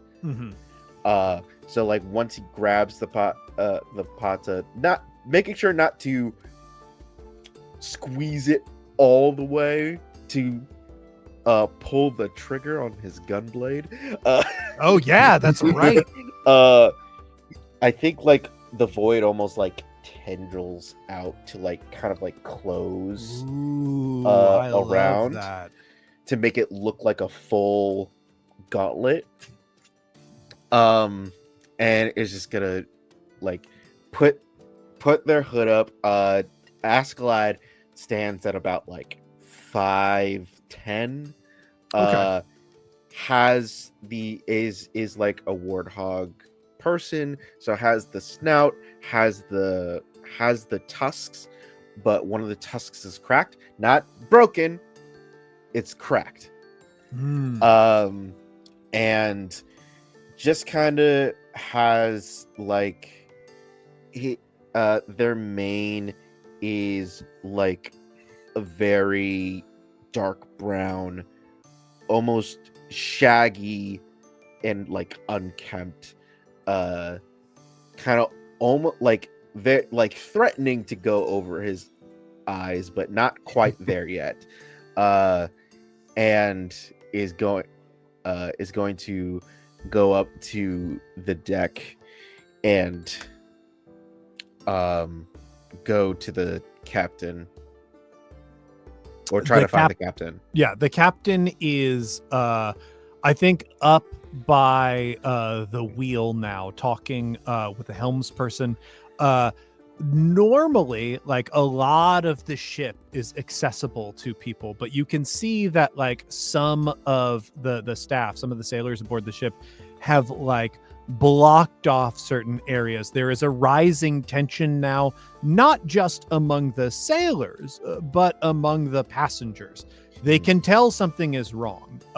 It's hard underneath this beautiful blue sky and warm sun to see that, like, yeah, everybody is freaking out, but it's hard to see what exactly they might be freaking out about. But like, even the people who are blocking the way to the wheel are looking nervous. So if you make it your mission to go talk to the captain, you could probably get there. I think probably like as I reach the deck, because Askeladd is like 5'10", also just wide. Yeah, very wide. And I think probably like with their big, like they have really big forearms and like very just a hulking figure. So like if you just see a hooded figure that has tusks coming out of the hood and a blade that is black and just walking towards. You've got your blade visible. Yeah. No, I can't sheath it. There's no way I can like hide it. I can't really hide that blade. Yeah, you walk up to this sailor who cannot be much older than Calderon, who, like, you know, probably a good 5'7", looks up at you as you get closer and goes, can I help you, sir? Century Night business. I need to speak to the captain. They look up at you, this huge tusked figure. They look down at the blade. It hurts their brain to look at it. There's something deep inside this person's soul that goes, you don't want this smoke. And goes, yeah, right this way.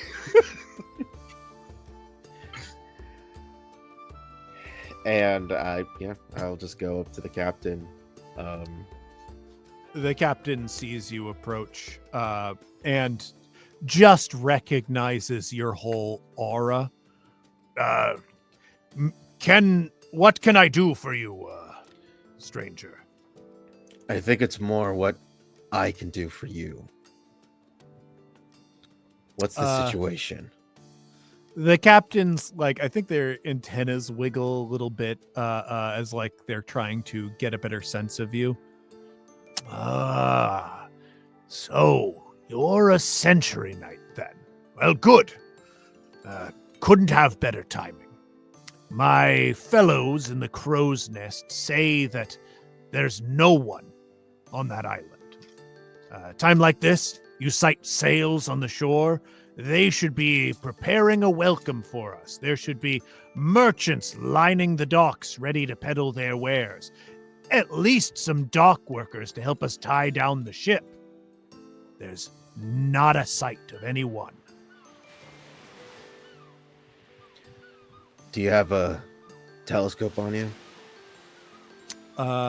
The sailors look nervous, but the captain, who's been around almost 3 years now. Oh, such a long time. Someone who's very experienced and wizened grabs out of like the interior pockets or whatever of their carapace a folding telescope and passes it to you.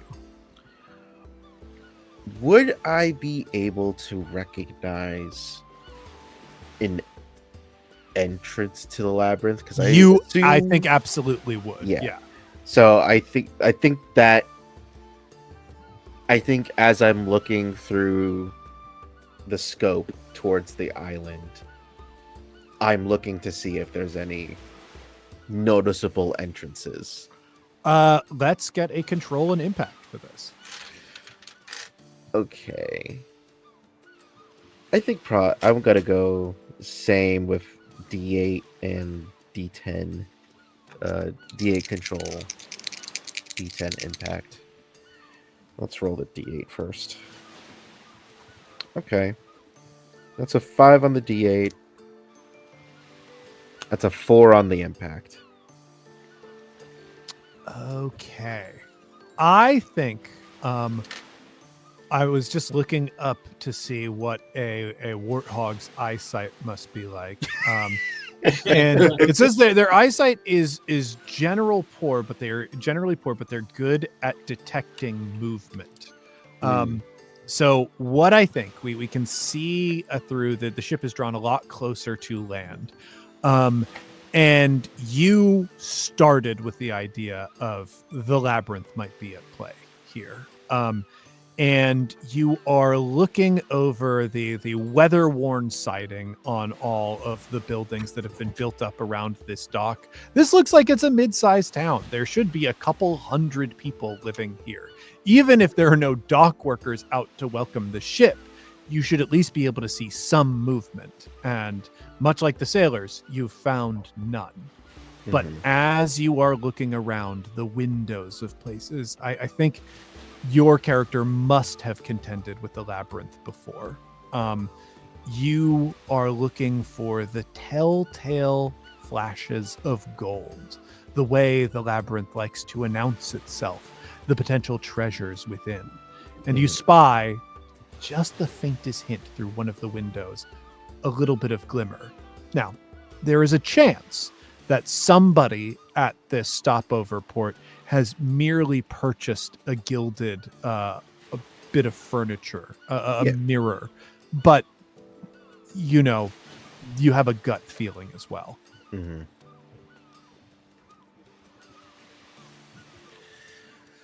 Just like closes the scope. It's like, What trouble? Might be dealing with something more ethereal than your normal disappearance. More troubling than just a disappearance. I'll have you out with it, lad. What do you think this is? Have you ever heard of the labyrinth? The labyrinth? No. It's just, yeah.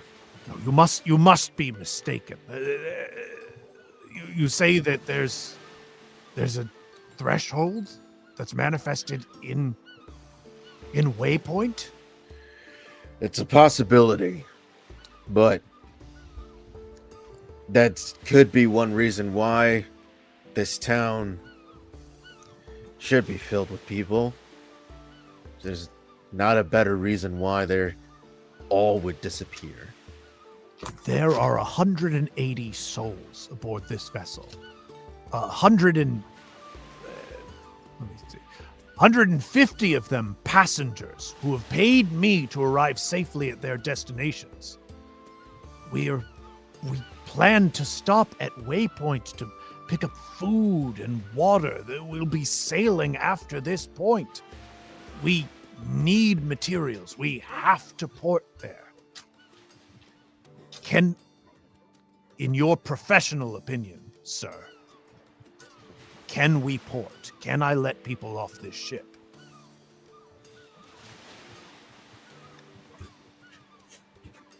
I would say Until we find that entrance, you could port. I don't know if you could let them off. The sailors around the captain immediately start protesting. Captain, there is no way. We don't have enough water. If we don't resupply here, there's no way everybody's going to make it to the next port. Send me and my companions first. Do you have... You would do this. You would face the labyrinth. That's what I've been doing.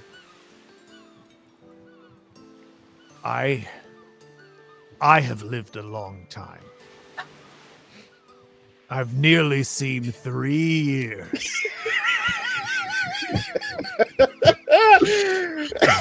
And over that time, I've heard many stories of the labyrinth itself. It is a death sentence to walk through that gateway. There are very few who ever emerge, and those that do emerge changed. Your companions, you travel with Calderon, Sisyphus, correct? Yes. I can't ask you to do this. But I do know that if you do, everyone on this ship would owe you a great debt.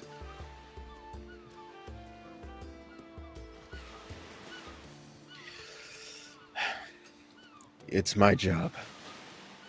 Smash cut to the 3 adventurers descending onto the deck and standing in front of this ghost town. I want to know how long have you traveled together? Oh, go ahead. I would say the Calderon is soaking wet because he did, as they like got in, I guess it like probably in a dinghy and like went forward, went in front of the ship. When they were like probably like 100 feet out from the shore, he just dove in and swam the rest of the way because he was very excited about his first big mission as a Century Knight. Ooh, okay. If you arrive first, Calderon, Dan, I don't know, have you ever seen someone perform handbells? Yes, absolutely. So, as an instrument, the handbell is extremely resonant. And when you get enough of them together, the experience of being very close to that sound can feel very odd. It's at like such a regular tone that it almost blends into the room, and you're also aware that it is there at the same time. Once you step foot on land, it's like there is somewhere on this island a teasing tone, something that bothers you with its presence, makes whatever hair you have on your body prickle, sends a frisson down your spine.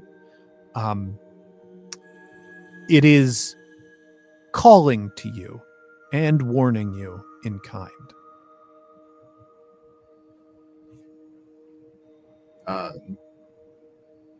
I think he puts a hand on his hilt and he says over his shoulder, "Do you hear that too? Or am I just imagining things?" And his sword, which is currently like sheathed, he kind of just feels like a vibration from it that he knows means. Yeah, exactly. Okay. Yeah. I think has this feeling of like, oh, I need to go and figure that out, but then also is like, no, I need to wait for my companions. And it's like, but that could be where the people are. And it's like, yeah, that's why I need to wait for my companions. And I think spends enough time going back and forth that is enough time for Askeladd and Sisyphus to have made it there also. Yes. Yeah. I think the two of you, it is more less than a audible tone to the two of you. It is more like if you've ever heard a dog whistle, there's something in the air that is not within the range of your hearing. It still like kind of teases at you. You know something is there, but you can't perceive it at the same time. It's almost like an itchy experience of sound. And you can see the way in which your friend is agitated. Are you able to get? Are you able to get any kind of bearing to where it might be? It kind of sounds like it's from a bit of all over. I do kind of like, I feel it being a bit stronger. Like it is like guiding me towards somewhere, right? Yeah, I think like you walk through the pathways of like some areas of this town are ramshackle. Some are more well established, have painted sides and whatnot. You even reach an area of the town that has like cobblestone streets. And slowly the sound becomes more distinct. Once you hit about the center of town, you can hear another tone, a tight string instrument, like a strike of a harpsichord. Then a tune starts to play, and this one, Askeladd, sends a chill through you because it is a tune that you have heard before. The Blight Labyrinth announces itself in sound, sings promises into the air through its otherworldly beats. The ringing of bells and the sound of strings guiding people forward towards its halls. It is only a matter of time after following these sounds that you enter what would have been, I think, like a chapel, a gathering house, a venue for important things, a public space. The door is left open, and you can see the detritus of a lot of people moving through a space, just sort of being left around. There are rows of long benches here that have been pushed aside, muddy boot prints on the floor, all leading towards a grand double doorway set up in a, I'm going to say, asymmetric part of the room. There is no way someone building this place would have put a door here, and certainly not a door so elaborate. There is so much paint in this town that has been faded due to the sun or wind or rain, cracked in the way that something functional wears. The paint here is shining and slick, detailed with gold, with strange filigree leaves for plants that this world has never seen, moving around it until you get to a brilliant brass doorknob that is hollow and resonating with the tinkling sounds of ringing bells and gently playing harpsichord. And this is like that it? inside of a building. This is inside of a building, inside of a public meeting space. Okay. I think Askeladd takes off his hood. And is there a way for me to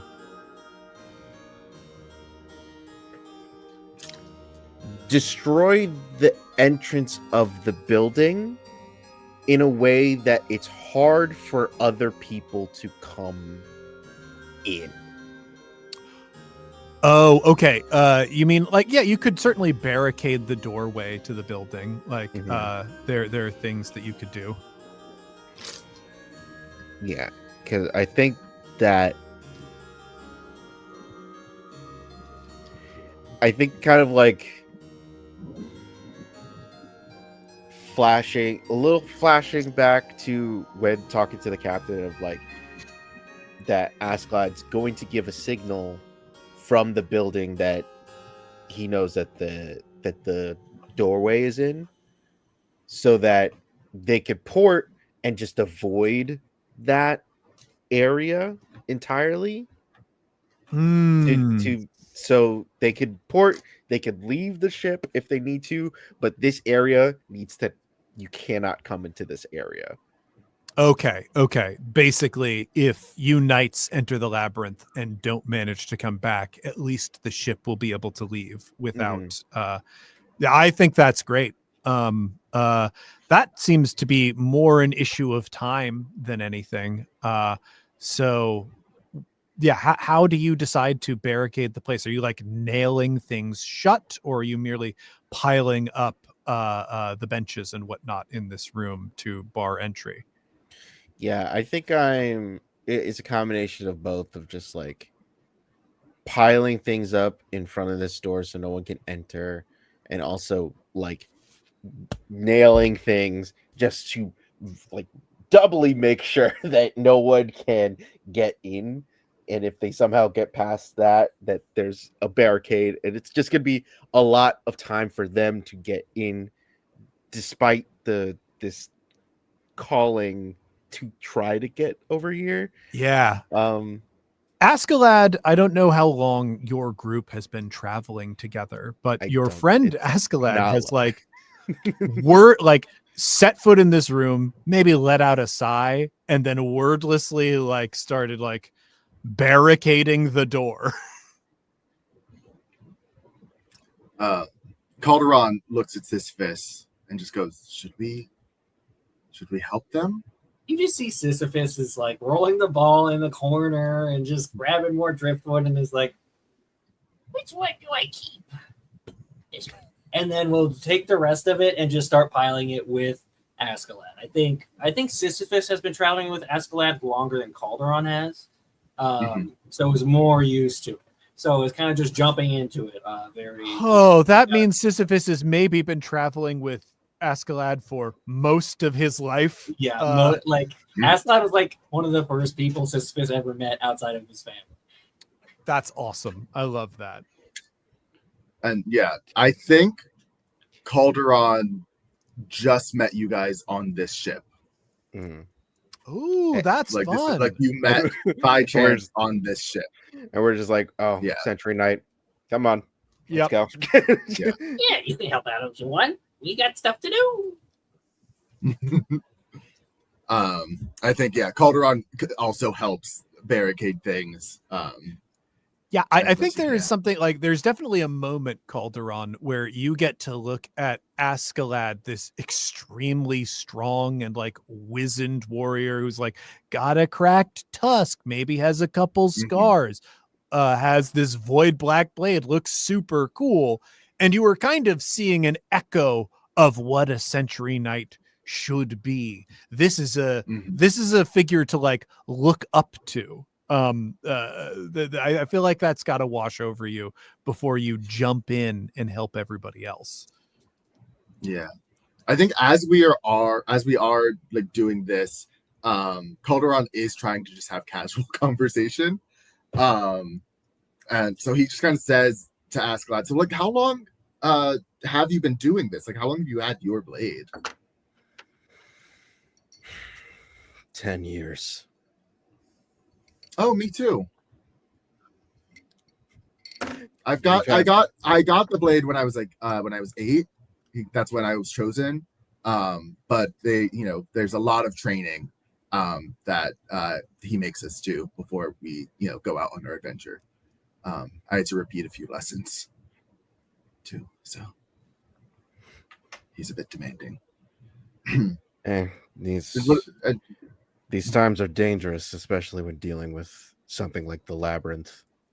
So it's good that you had your training. And what about you, Sisyphus? How long have you been doing this? Oh, like 6 months. Okay, it's not that long. That's a long time. I mean, I don't have very long, so I just got to do it, Right. Yeah. Okay. Yeah, that makes sense. That tracks. Yeah. The Askeladd's been very nice. I only recently got the sword just recently, so it's been very interesting going from just like a little companion to a fellow knight. It's been quite an upgrade. As you are like finishing up with this barricade, the harpsichord gets a little bit louder. Whomever turns around first will see that the doors to the labyrinth are open. Inside, it is just shadow, but beyond the threshold.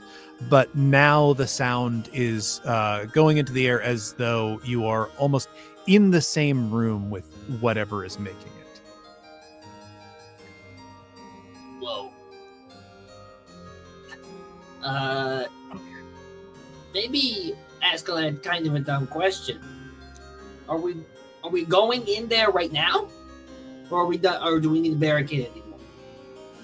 No, I think we're done. We'll kind of like go to, I guess, like an upper floor window or something, and just like do like a little like Morse code of like. Well, this is a light. meeting house, right? So there could be a bell in the tower. Okay, or something. yeah, we'll just like ring the bell to signify that. One, this is the building. Stay away from this building. Mhm. And two, that it's okay for them to port. All right. It's a don't meeting house. It's a don't meeting. Don't meet here. And we'll turn to the other two, and I'll say, it's like, well, we're about to enter the labyrinth. Are you sure that this is what you want to do? As a Sentry Knight, it is our job to get rid of these. We gotta. There's no other way all these folks are gonna get on the island. Calderon goes to speak, quickly turns to the side, and you see him vomit. And he goes back and says, "Yep, I'm ready. We're good." You good? Yep. Nope. It's fine. Just bad shellfish. Yep. We're good. And Hey, I'm not nervous at all. your nervousness will keep your senses sharp. And we'll Good, 'cause go I'm very into... fucking nervous. We'll just turn into the door and walk in. As you walk beyond the darkness, like the closer you get, it is not that like, oh, the room on the other side of this threshold is getting more visible. It is only a hair away from Askeladd's blade of the darkness just begets greater darkness. It might be somewhat disorienting for Calderon and Sisyphus. Askeladd, obviously you have no issue with this, as it's the sort of thing that you spend your mind training to endure. Stepping through that shadow, your foot falls softly into a very dark room. You are surrounded by inky blackness, but the floor beneath your feet is soft under your boots.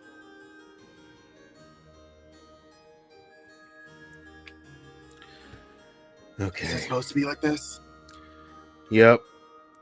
Usually there's some sort of monster in here that we gotta kill. Be on the lookout for gems. gems. Yeah. If we... Some of Not these shopping? No. Some gems are these things called soul gems. It could possibly mean that the victims have already passed away, but there are ways to revive them if we can find them. Okay. Keep an eye. As you feel your way around the room, it is almost too dark to navigate. I think the person in the best shape has got to be Askeladd. Certainly, boars and warthogs are pretty good at seeing in low light areas, but also like we said, Askeladd is somebody who contemplates the void. You're moving more confidently, even if you can't make out the details. The air here smells musty, but it doesn't take long for you as you move through to understand that you are in a hallway. As you get to sort of the edges of the room, the floor clacks beneath your boots. There is a carpet of some kind beneath you, and stone floor beyond that. But without a great deal of light, it is hard to make out any details of this place.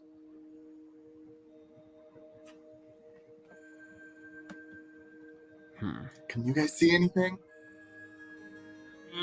No. I think maybe I might have something. And James, I would like to roll to find a torch or a lantern or some kind of light source in my ball. Absolutely. So the way this would work, and since you established yourself as a merchant, I think it's a good pick. There is in this game something called resource dice. Rolling a resource die will be able to create a thing that you might have had from looting monsters in your travels or whatever, something useful to you that we didn't necessarily write down on your character sheet. Since you've got a ball that's just full of trinkets and baubles from that you've carried with you across the world, I think this is a D4. So roll that D4 for me and tell me what you get. Yes, I shall.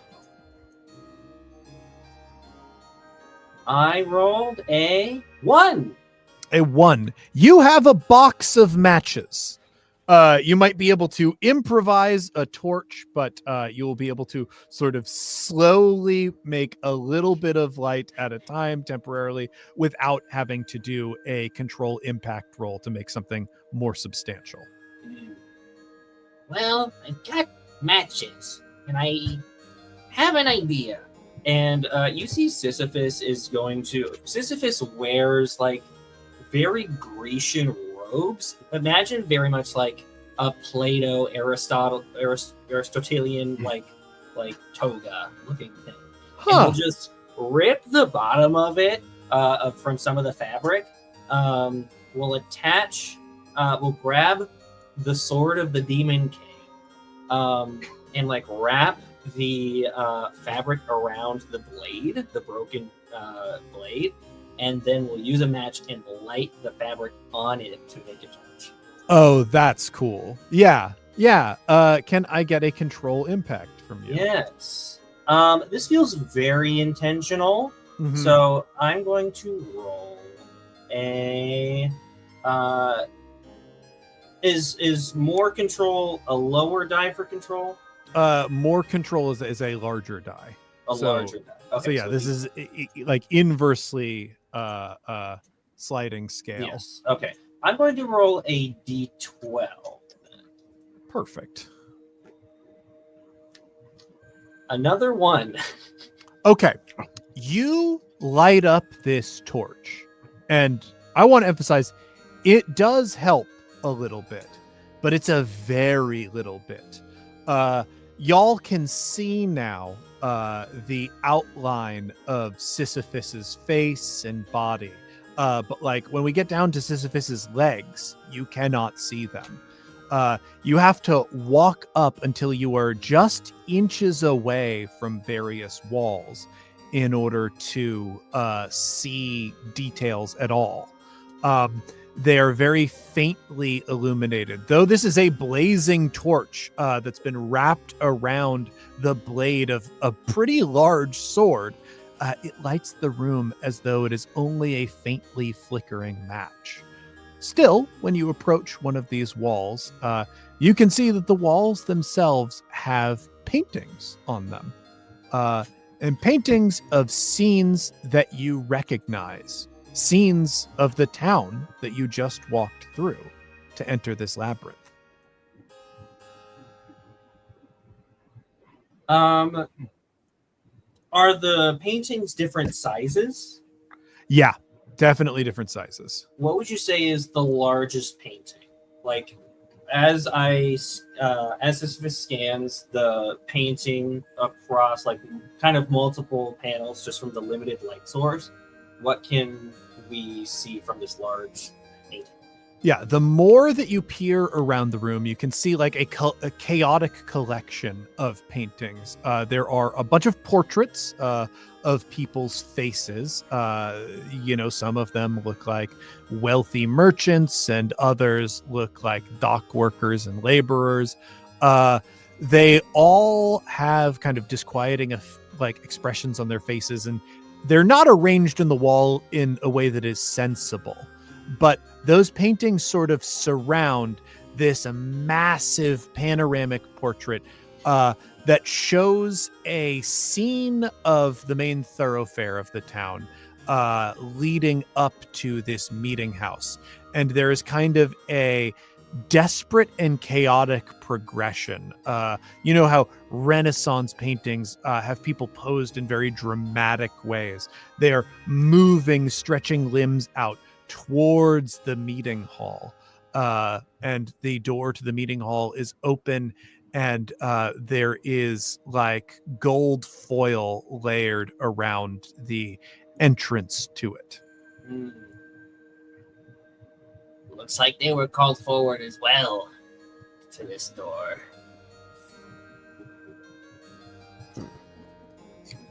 Kind of a weird art style, being honest. It's not really, something I would tend to go for. It's a little flat. Yeah. But also like a little flashy, a little too flashy, Gold leaf is a strong accent. I want Calderon is curious if the paint is dry on these paintings and is going to touch one of them. That's awesome. I am so happy that is the thing that has happened.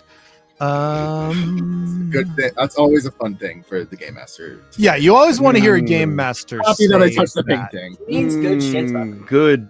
You touched the thing. And that's why I love playing with game masters, because so rarely do you have somebody be like, "Well, I'll voluntarily touch the thing without any prompting." That's awesome. That's awesome. Meanwhile, I say, "There's a hook there. I'm gonna bite it." So. Okay, here.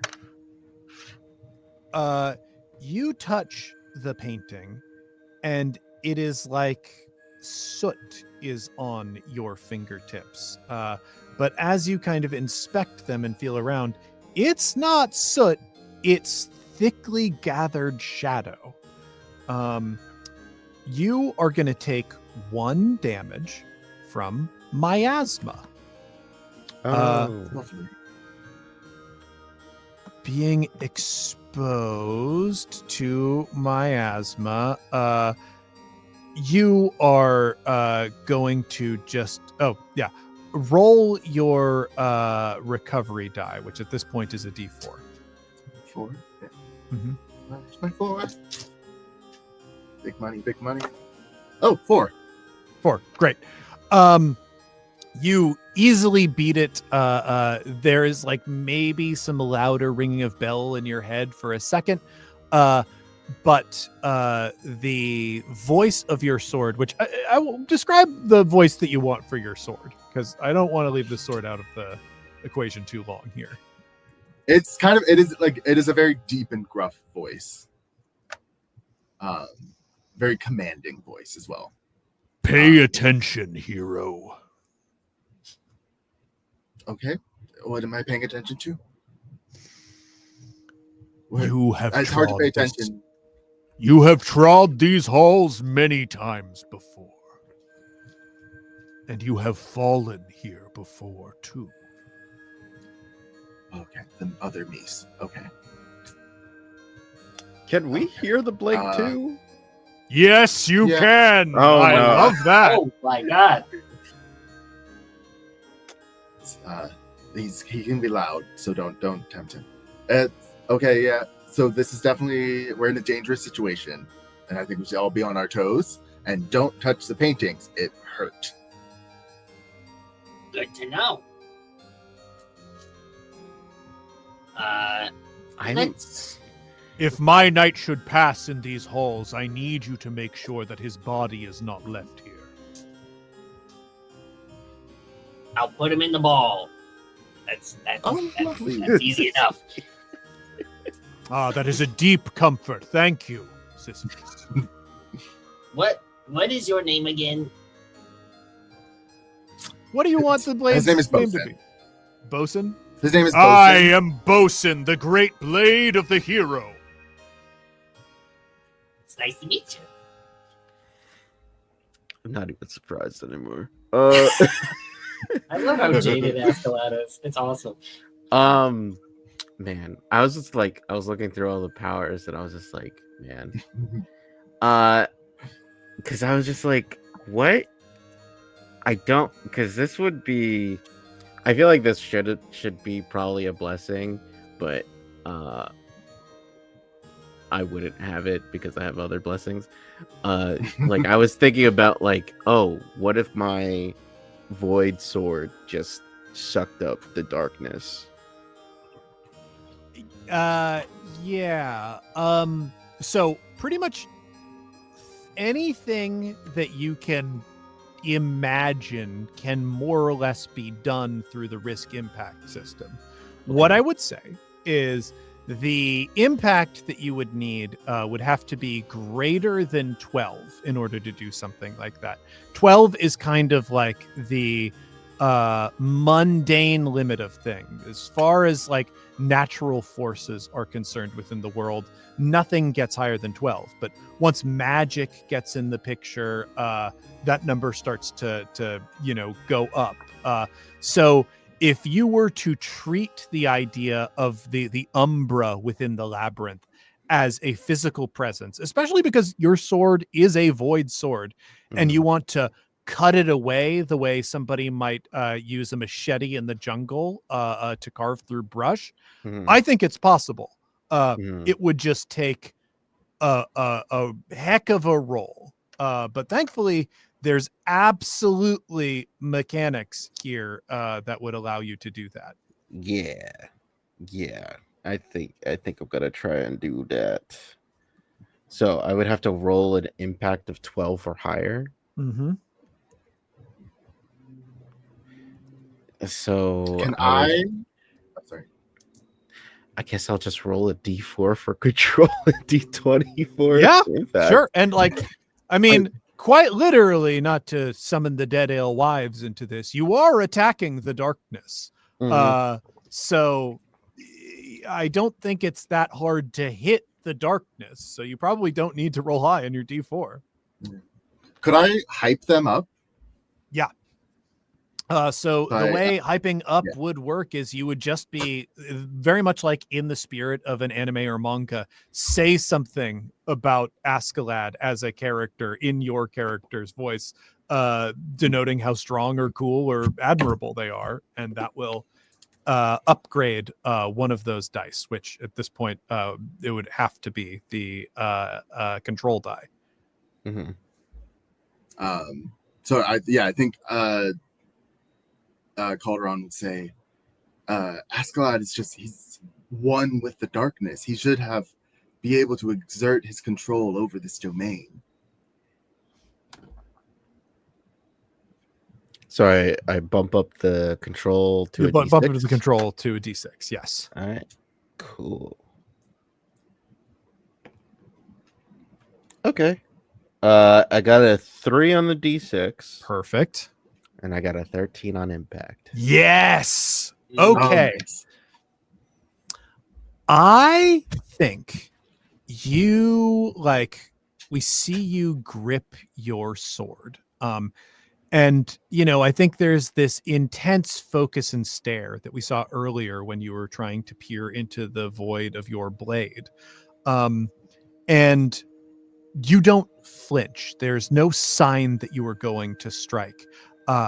You move swiftly and cautiously, cutting at the darkness in front of you.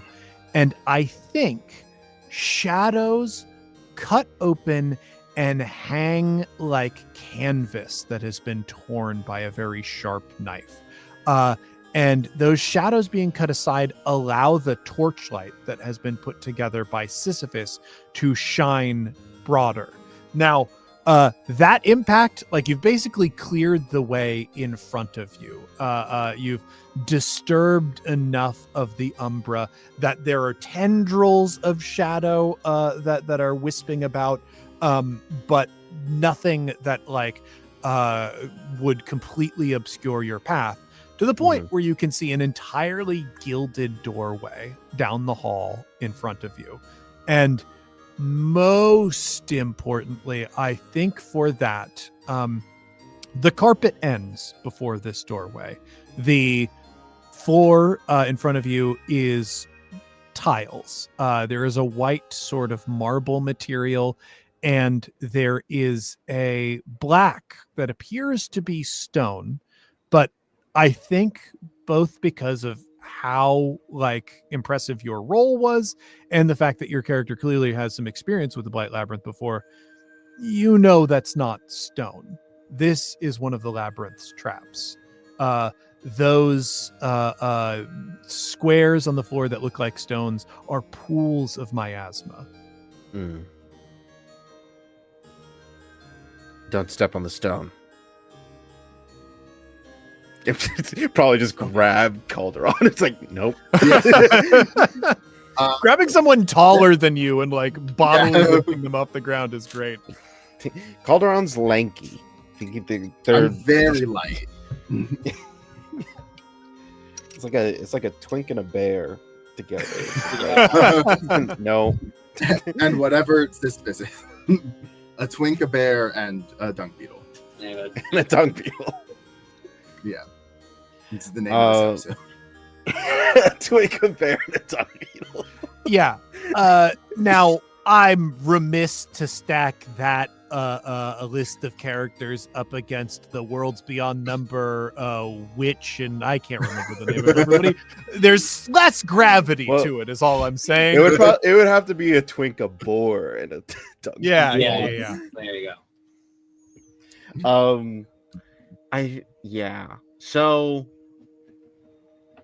So the stone is in between us and that. So yeah, door. there is a stretch of tile floor in front of you that is between you and the door. And you know that the black stones are actually pools of miasma, where the white stones are probably solid ground. So it's like checkerboard. Yeah, exactly. Oh, okay. So we just have to avoid the black and we'll step on the white. Sisyphus looks at their giant 5-foot ball and gets a little nervous. But how large would you say each of these tiles are? I'm going to say about 1 foot by 1 foot. Okay. So there's not a chance of the ball just falling. No. However, I think you'd be clever enough to know that well, I don't know. He just said don't step on it. He didn't say anything else. Yeah. I'm trying to be, because I want to use my miraculous benefit blessing. Yeah. Blessing. But I need to be a journeyman. I'm trying to look at my feats of what can I declare in a flashback? Yeah, there's so much that you could declare in a flashback. I want to see that I can. I mean, easily I could say mourn a loss. I think I was probably. This is well within my story that people can tell about me. That I think I was probably about 10 when my whole almost all of my people have been eradicated. Yeah. I want to know, since we're talking about that, what role did the Blight Labyrinth play in that? I think I think for I think it was a rare instance in which the labyrinth leaked outside of the door. Sure. And it was almost like a sea of miasma. Oh, miasma actually spilled. Oh, kind of like the scene in what is it? That Jack Nicholson film, The Shining. The Shining. Yeah, the scene in The Shining where the blood comes out of the elevator. Yeah. Oh, yeah. That Yeah, rips. That's what I thought you were going to say. I was like, no, that's not The Shining. He's going to say something else. And I was like, no, it's The Shining. It's always The Shining. It's definitely The Shining. It's always The Shining. It's always The Shining. So I'm trying. Yeah. So And just like that scene in The Shining where those two furries have sex on the bed. Does that make sense? Does that make sense? Yeah. It's just Yeah. And yeah, I'm trying to think. I'm trying to see what else I could say was a feat of mine I can claim, so I can have enough effort to do this. I'm gonna say vanquish a villain. Ooh. As like there was a town probably early on when after I had found my found the blade, was chosen by the blade, Mhm. that there was going to be another place that was threatening to happen again.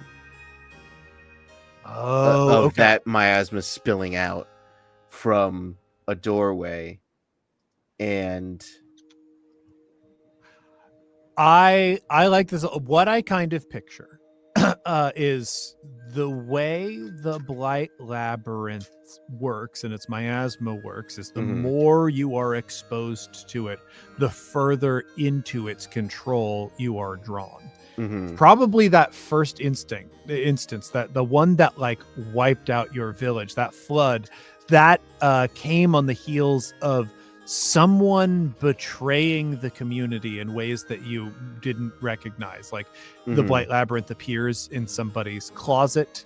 Yeah. They lose themselves to the labyrinth, and they slowly let the labyrinth kind of build up until they unleash it on the town. Mhm. You're able to recognize now the signs of somebody who has been corrupted by the labyrinth after that experience. And I think, yeah, you were able to take them out in this other town. Although you vanquished this villain, it is not super well understood that that's what happened. I think Yeah. you killed the guy in a town and everybody was like, what the hell is up with this Boar guy? Yeah. Yeah. So I think with that is what makes me a journeyman. All right, we'll take your effort up to 6. Your recovery die is now a d6. And immediately after that, Sure. I am going to slice forward. Actually, I'm going to kind of hold my blade in front of me and just kind of almost like haha cross, and use my miraculous blessing. Spend 5 and create a solid elemental bridge between 2 areas I could see to cross over this miasma. Yeah. I feel like the floor beneath you, like as you slash the ground, maybe even cutting back part of the carpet, because part of this trap is that the stone is beneath the carpet, and at a certain point beneath the carpet there were these patches of miasma. Slicing it back, we can see the elemental rainbow stretch before you across the floor. It does provide more light in the room. You can actually see a lot better now. But it also provides you a solid surface that you can walk on, that you're not going to have to worry about your ball of belongings falling into anything. Let's go.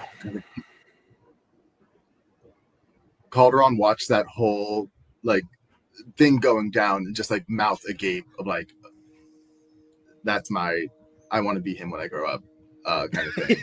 Before following. You reach gilded double doors. They are gorgeously decorated.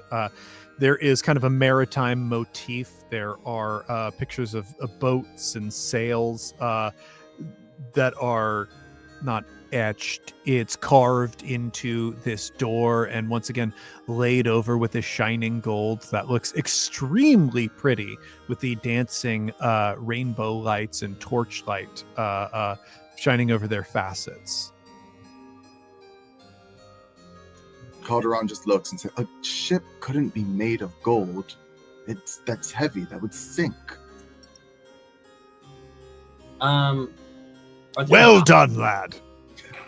Well thought through. The mind of the hero cuts like a knife. Are there knockers on the door? Sure, yeah. I think out of professional courtesy, Sisyphus is going to grab one of the knockers since it looks more corporeal, and is going to rap against the panel of the door. I think you knock, and the door gives way. This room once again has like harpsichord music playing, the sort of ambient sounds of the resonating bells, and is also, I think because of the knocking, much better lit. There is a chandelier on the ceiling that has like many sparkling lights on it. I think they are like almost rainbow lights that move across the floor. I think the rainbow bridge that the sword built extends a little bit into this room that is kind of a massive ballroom. You can see finely dressed figures all around that have ivory masks that are featureless. They are almost smooth, and they are, let's see here. Yeah, you know what? I think they are painted sort of almost to look like an X-ray. They have like an X-ray relief of the skull that would be beneath. But they're people who are wearing wigs, and I am gonna say I want to give them like 1920s suits. So they're like flappers and people in these kind of like finely made tuxedos and gloves that are they're dancing like maybe even Charleston dancing in this room. But to harpsichord music. So like everything is very odd about this. The floor beneath them is this jet black, like almost, yeah, like a jet stone surface that they are all dancing. And there is a figure kind of at the other end of the room that you can barely make out in the rainbow light that is like sitting at a keyboard, almost like a Casio, playing away at this music.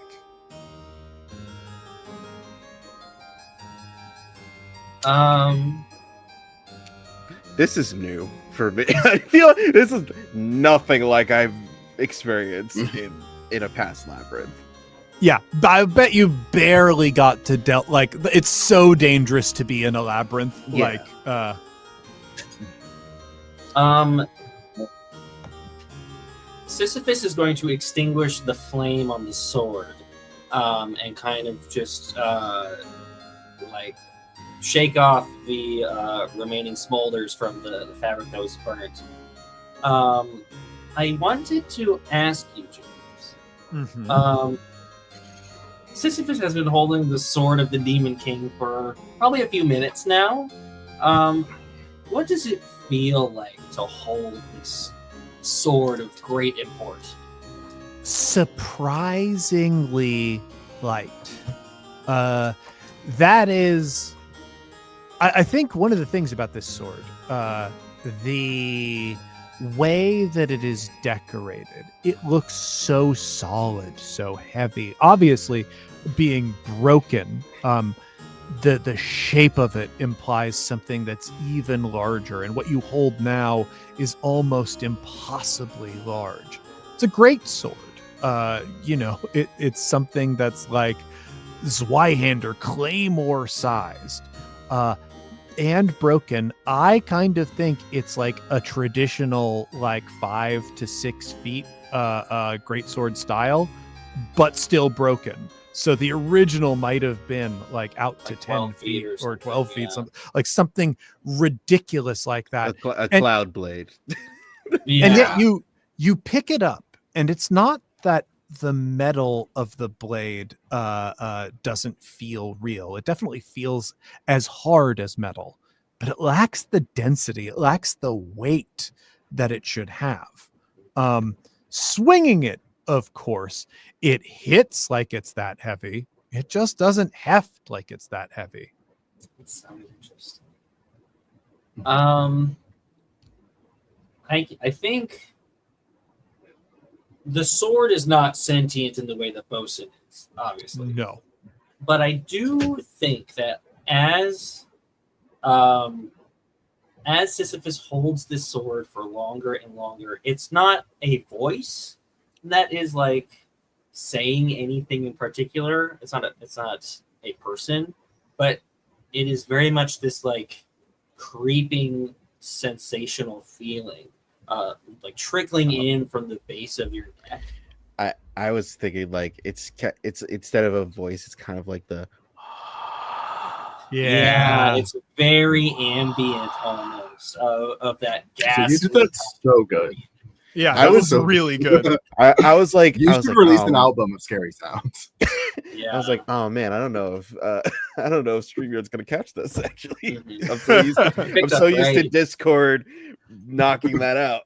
I, for one, Yeah. will be there day one to download Scary Sounds with Husha Kid. That is Yeah. clearly going to be full of gems.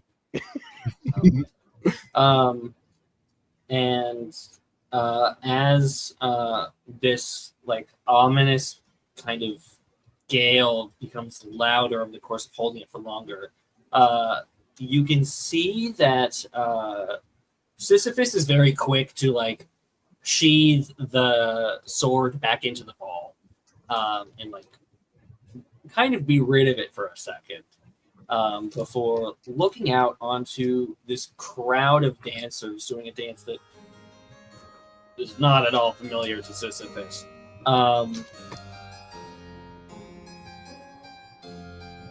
Would you say that there is an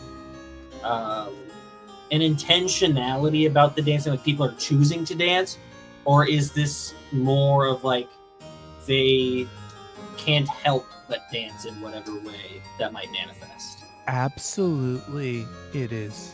Can't help but.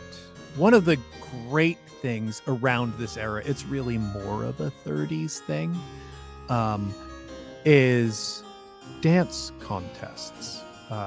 Back when some people had a lot of money and other people had almost no money, it wasn't uncommon. Yeah. Can you imagine? Ridiculous.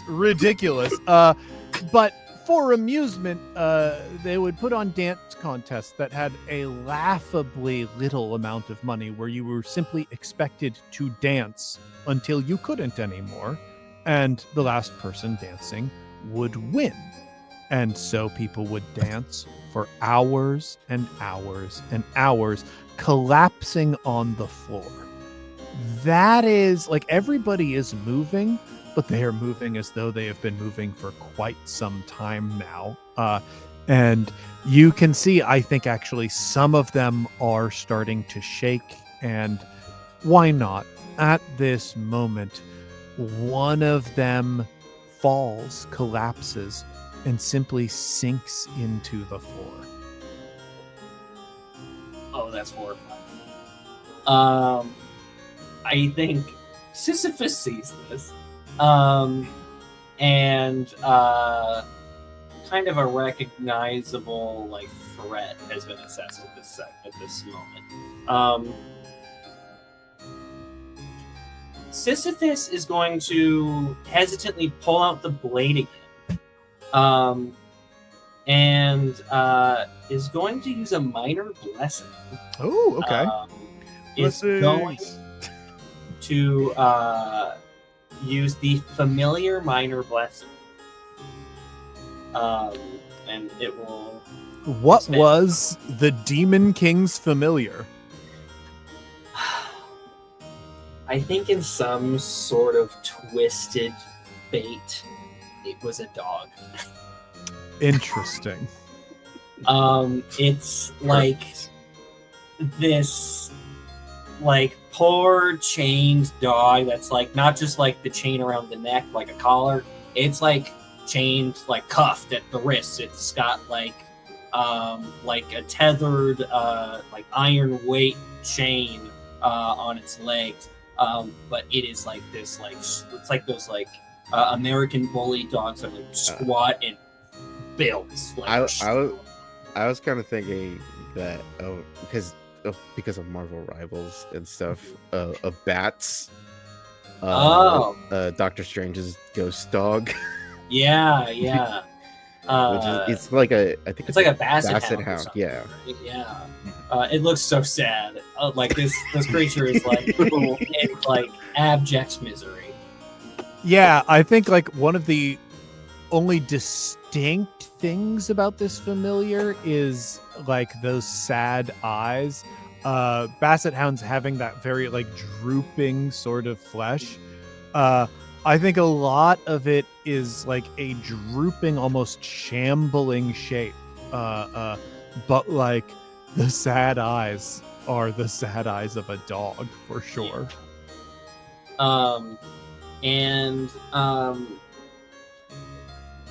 Sisyphus is going to command the familiar to scout ahead and look at the other side of the room, investigate the piano player. Okay. This is cool. Your familiar steps off of the Rainbow Bridge, and I think because of the nature of the thing, like, yeah, you got the light in the room. You can see as it steps, it's as though it is stepping onto the surface of water. It ripples beneath the paws of your familiar in a way that it is not moving for the dancers. The dancers, it looks solid until it swallowed up the one who collapsed. The surface ripples as this familiar bounds across the surface of this ballroom floor and makes its way over to the piano player. Now, your animal can see this a lot more clearly. I think I want to know a little bit about like the proto like almost Homo erectus version of the what are they called? Hang on, I gotta scroll up on my stupid setting document where I wrote down all the stupid information I knew I would need later of the boa forms. Something like that. We look at like a past evolutionary version of them. Oh, it's definitely like a trilobite. It looks like. Oh yeah. It's like I mean, beetles are already like a super ancient species. If you take that back further, you get like the really weird arthropods. You know, I'm thinking something very like Devonian or Cambrian or something. this is absolutely a trilobite bent over this Casio. It is I mean, can play it crazy because it's got so many arms. Yeah. This pallid porcelain mask over its head with its like beady eyes, sort of like, well, I guess it can't because it's featureless. Just like slicked over its face. And the thing that the Basset is able to notice, I think it shouts like a bark of warning, which I don't want to get into what the familiar of the Demon King's bark sounds like. It must be horrifying. Only, AK? I guess, Husha Kid could make a sound that I would scary. need- Yeah, give it a shot, AJ. Man, if only I had. It would need to be like something that's layered. Like. Oh my Oh. god, when you did gesticulated just there, I saw for the first time that the Husha Kid is a physical Oh yeah. object in the world. It's not an Yes, effect. it's It's not an real. effect. It's real. I saw a magic trick for a second there. Yeah, I think it would definitely be like a layered bark of just like you would probably hear the basis of just like a, but it would just be like, Oh god. Yeah. There we Yeah. Oh man, and it echoes through this ballroom because I think it can smell through the thick pool of miasma that it is currently dancing atop. When beings slip into the miasma, they don't die or disappear. Their transformation is complete. And right now, on this rainbow bridge that only exists for 10 minutes, and we're Yeah. probably 7 minutes, or we probably have about 7 minutes left of it. There are many, many creatures that the labyrinth has finished domesticating. And the hand of the first one slaps itself onto the rainbow bridge at this moment. But you had a warning from a familiar first. So Okay. everybody is going to be rolling a D8. The way initiative works in this system is you roll a different die size depending on how much you are anticipating an action scene.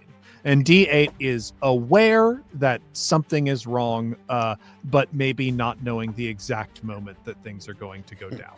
what do you mean? I always know when danger's afoot. No, I'm just kidding. I mean, It's fine.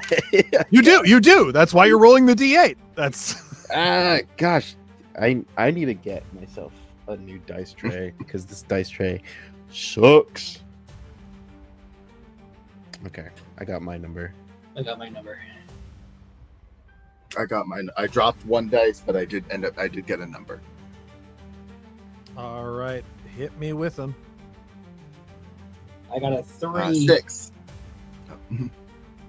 4. 6 and 4. Excellent. Okay. All right. The first thing to act is a shadowy being that looks not unlike the sword wielded by Askeladd.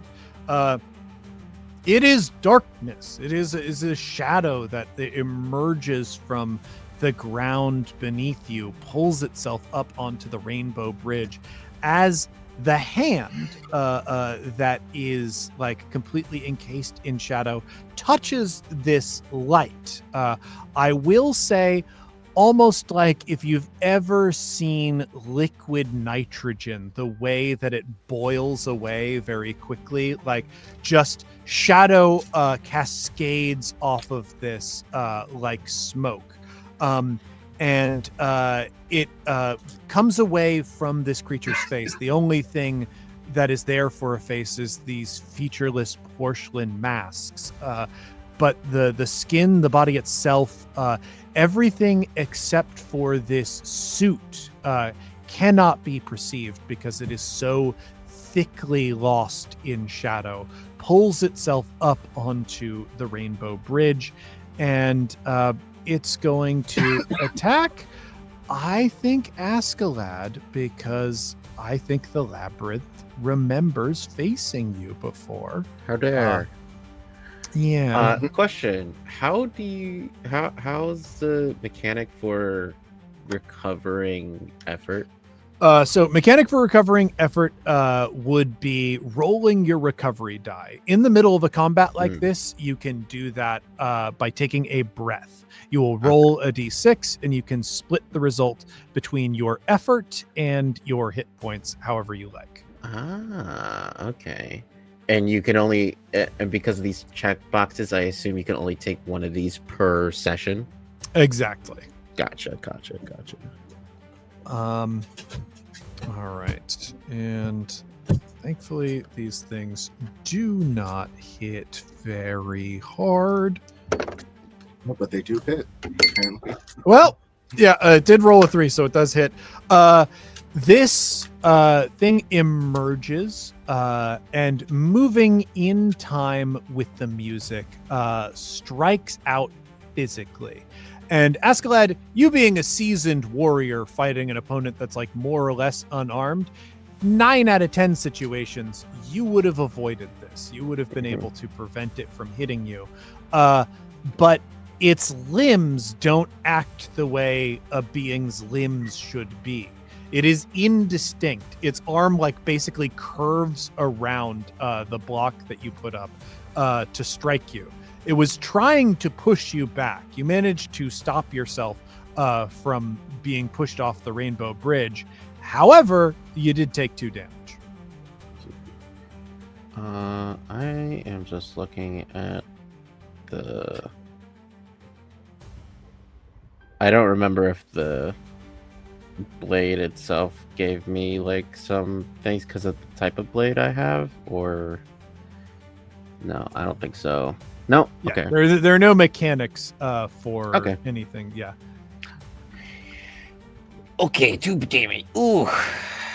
Good thing I just went up to 12 HP instead of having back to 10. Yeah, there you go. It Back is to where you guys are. Calderon's turn now. Okay. First, I didn't say it in the moment because we're moving quickly doing stuff. Sure. When Bosun said "good job" earlier, Mhm. when I talked about gold ships sinking, I would like to claim that for the feat of "please a teacher." That's funny. Bosun is Yeah, kind of my sure. teacher. And I think that's like getting that compliment in this moment fills me with confidence. And it's like, Wow. it gives me the strength to then, as this foe comes up onto the bridge, for the first time in front of you guys, unsheath Bosun, and you see a long blade that is this like dark gray. No, it's now a Beyblade. Yeah, you let it rip and it spins Why like isn't that an crazy. option? Yeah. I That think should that's have the been an chain. option. I think that's the chainsaw. No, that's the mechanical sword. Yeah. It's a God, I Beyblade. should have put Uh, freaking Beyblades in this. Man. It's never too late. Kicking myself.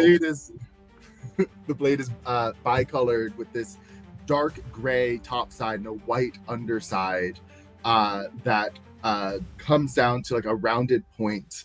You see on like the top side of the blade is like a secondary point, like kind of facing backwards, and you see a like dark pitch black eye opening on the top half as the dark gray and white separate, revealing a rows and rows of sharp teeth as Bosun, the shark blade, is unsheathed. Whoa! Oh my God. That's Shark blade. awesome. Hey, if I you- should say Jawsome. guys, when you play this game next and you roll an 11 on the sword, make it a Beyblade. That's an unconventional blade. Yeah. Well, Make also it a there's, Beyblade. I think there's like a mechanical one too that could There's a also mechanical and there's also easily And be there's a Beyblade. toy blade as well. Toyetic is also one of Yeah. the things. So yeah, I Any guess of these could there be a are ways to make it There a are ways to Beyblade, make it happen. and you should do that and are obligated to do that. I'm 'cause looking it at does- you, Drac, specifically. Oh Oh, man, God, if I could make Draconis a Beyblade Knight, ooh, that would make me the happiest. So yeah, I unsheath Bosun, and I'm going to activate at the same time my major blessing, which is my Zodiac Blade Frigid Fish. So I'm going to spend my effort, my 4 effort, as I think from Bosun itself, these 2 like large koi fish kind of spring out, kind of like ethereal, spectral looking. The air around this entire place like kind of drops probably 20 degrees, like you can see your breath. Calderon's eyes like momentarily turn white as he summons these Piscean fish that kind of dive into the ground and jump up, and I think they're going to attack this creature that just attacked my friend here. Okay, cool. Yeah. So they roll D6 control D10 impact, I believe. That's correct. Yeah, roll the D6. It is a 4 for 4 will control. hit. That's cocked. And that is a 9 impact as they deal 9. Oh, ice they annihilate this dude. Hell yeah. I think it's like one fish like goes through it like spectrally and freezes this creature, and the other fish becomes solid and like pierces through it, shattering it. I'm sorry. Is it 1 fish, 2 fish, red fish, blue fish? No. Well, It could be. oh no, of course, because it's old fish, new fish. Oh, yes. Borrow fish, blue fish. Yeah. Yeah, don't fuck with me. I read that to my kid almost every night. Don't quote Yeah. the dark text to me. I was there when they were read at bedtime. I think, like, yeah, the first fish, like, I think passes through almost like a ghost or spirit, and that causes this, like, patch of ice to spread across the suit that this creature is wearing. And the next fish hits it, and it shatters to pieces, and the smoky, inky darkness that makes up this being's form just dissipates. And we can see the way the frigid fish like move through the miasma. They don't appear to be bothered by it or touched by it, and I think there's like a faint kind of glow, sort of like the white that overtook your eyes, Calderon. But yeah, impressive first strike. Very good. I would also. This is the first time Calderon has defeated an enemy, so I think I would like to claim that as my take a life feat. Oh, sure. Wow. As like he's like hit by the fact that, because I feel like that moment was almost completely instinct, and like falling back kind of on the training he had with Bosun, and then after that kind of that like adrenaline phase, he's like, oh shit, something was there, I did something, and now it is gone. So I think he like has that realization. Welcome to Journeyman. Oh, that's great.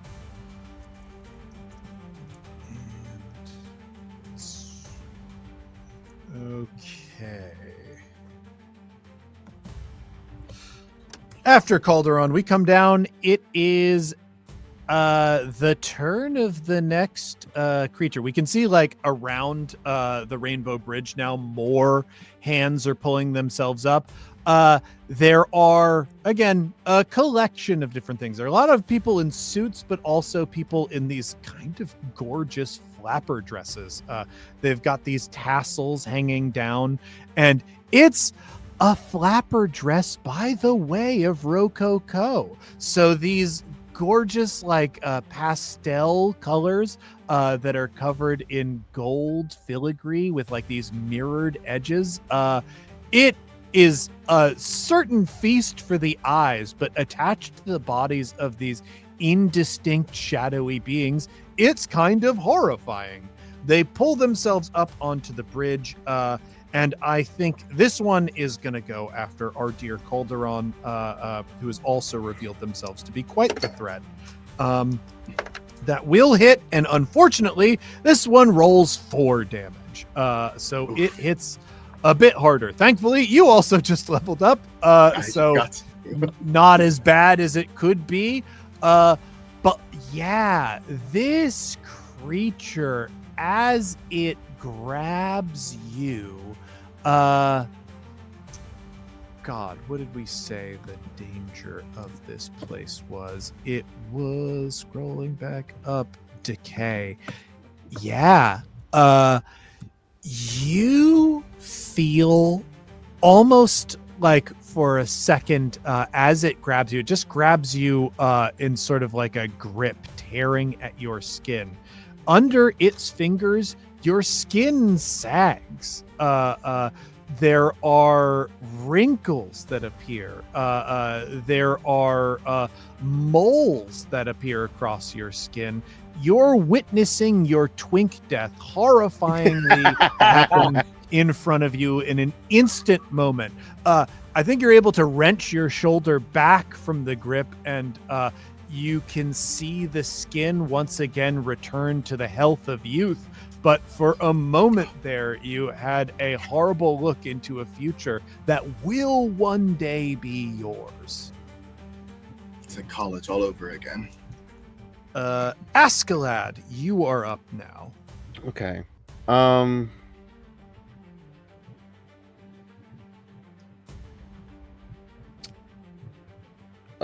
I think I am going to take a breath.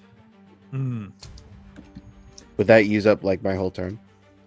No, taking a breath actually is a like very minor action because I hate having to heal and also not getting to do anything. So I took it out of the game. All right. Wizards. Wizards. Why I play martial classes. You.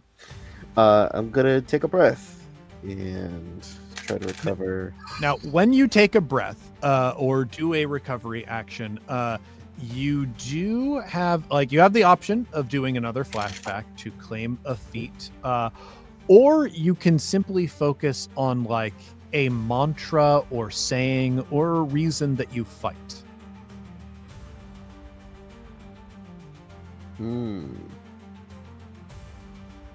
But we need to peer into that little warthog brain of yours and see what's rattling around.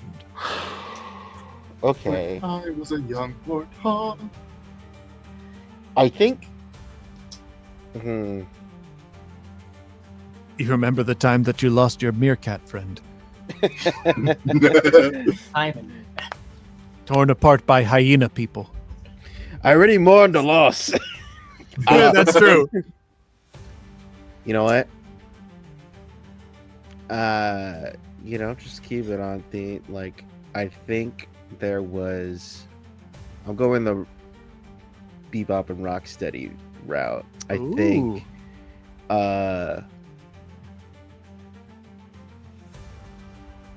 Despite all this going on, despite how much of an outcast, despite of everything that my outwardly being is, I do got someone to go home to. Ooh. Whoa. I got a rhino-esque beast folk waiting at home for me. He's I don't know why the first thought was like he's a lawyer. Wow! Lawyer. Wow! Oh my Rhino. god. Okay. We're seeing a little bit of your love story. Obviously, he's got to be a defense lawyer who represented you when you were falsely accused of a crime. Mm-hmm. Yeah, Oh, it's adorable. Perfect. I did roll a 6 on my recovery die. fuck yes. So I'm gonna recover all my effort back and and a little hit point 1 hit point. as a little snack. And I do want to say, he did say you could have done like a little motto or mantra. And there's one thing you so could have done as a warthog. But I It want means to. no worries. It does mean no worries, but I think this guy worries so much. Yeah. This guy worries a lot. There's no worries when you're not carrying this fucking thing around. This thing on my head. But yeah, I think okay. As I recovered,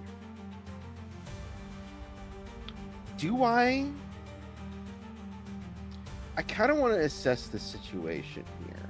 Sure. Like we have these shadow beings climbing up on the Rainbow Bridge, right? Yep. Do I think that if the music stops, that everything in this room would stop? I think you have enough experience to know that doesn't tend to be how the labyrinth. Well, I'm trying to think of your choices here. I think you know that the labyrinth pumps sound into the air to command its minions. Mm-hmm. Now, if you cut them off, they're not going to be able to get new commands, but they will still have the last command the last that they command received, that they do. which yeah. is not great. However, the music, like you're playing that keyboard, it's clearly doing something here, and anything you can do to disrupt the labyrinth is probably going to help your situation. Cool. Yeah! Use my gunblade to shoot the guy that's playing the piano. That's awesome. All right, roll your attack. Choose your control impact. I think I'm gonna roll D6 control, D12 impact, because I think he's more of a swordsman than he is a range Marksman. So let's roll this D6. Woo! We got a 6 on the control. Okay, good. Oh my god. This is. And we got an 8 on impact. 8. Okay. Yeah. So I want to know, does this thing like shoot like things that look like regular bullets, or what do you envision? Rainbow. Oh, right. Does it shoot light? Does it like hit the flash of a camera? I think like this part of the reason why this void blade hurts to look at is because it's almost like it's not exactly a black hole, but it is like a black hole that it just absorbs light into it constantly. Sure. Which is why it can do the Rainbow Bridge. And I think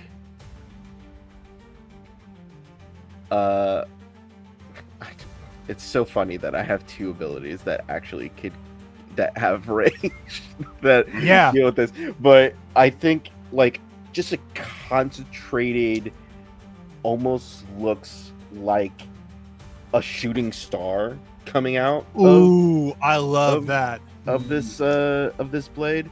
So like I think very much steadies his arm, squeezes tighter, and triggers the gun blade. Yeah, this condensed light zips through the darkness of the room and strikes again. I love the idea of like with a camera flash, it briefly lights up the entire room as it hits this isopod playing at this keyboard and does a decent amount of damage. Hell yeah. This thing takes the hit hard, and I think the playing is disrupted, but again, it's got so many arms, which is part of the problem. Like, I think your familiar can definitely see that like parts of this creature's exoskeleton were definitely blown off of it and fall into the miasma, but it does still continue to play. I do think maybe there's like a hiccup in the dancing. The people that are dancing briefly stop before the music resumes. And the creature across the room definitely looks a little bit worse for wear, but obviously not defeated. We're gonna get we're gonna move to the next round of initiative, and that is Sisyphus. So Sisyphus had a different idea that's not possible anymore. There's definitely like an Apu jumping in front of the gun, like feeling that that Sisyphus wanted to do in that moment, because they really wanted to know more about their ancestors, but that's okay. Sure, yeah. But that, you know what, priorities. We'll find you a museum later. It's fine. Yeah, it's good. We'll go through the fossil record. This belongs to the museum. This belongs in the fucking ground. Yeah, exactly. Get your shit together. I think the sword is still manifested as a dog familiar, correct? Yes. Okay. So at the moment, Sisyphus does not have a blue. But seeing the number of shadow people abound, is going to summon the dog back and return it to a blade form, and is going to take another swing, or take a swing at these attackers. And as they swing with the sword that feels so light in his hands, the kind of like ghastly, like moaning wind that has been kind of like echoing in Sisyphus's mind, no longer just has kind of a breathy rasp. I think as they swing for the first time, they hear the first word from this sword, and it's yes.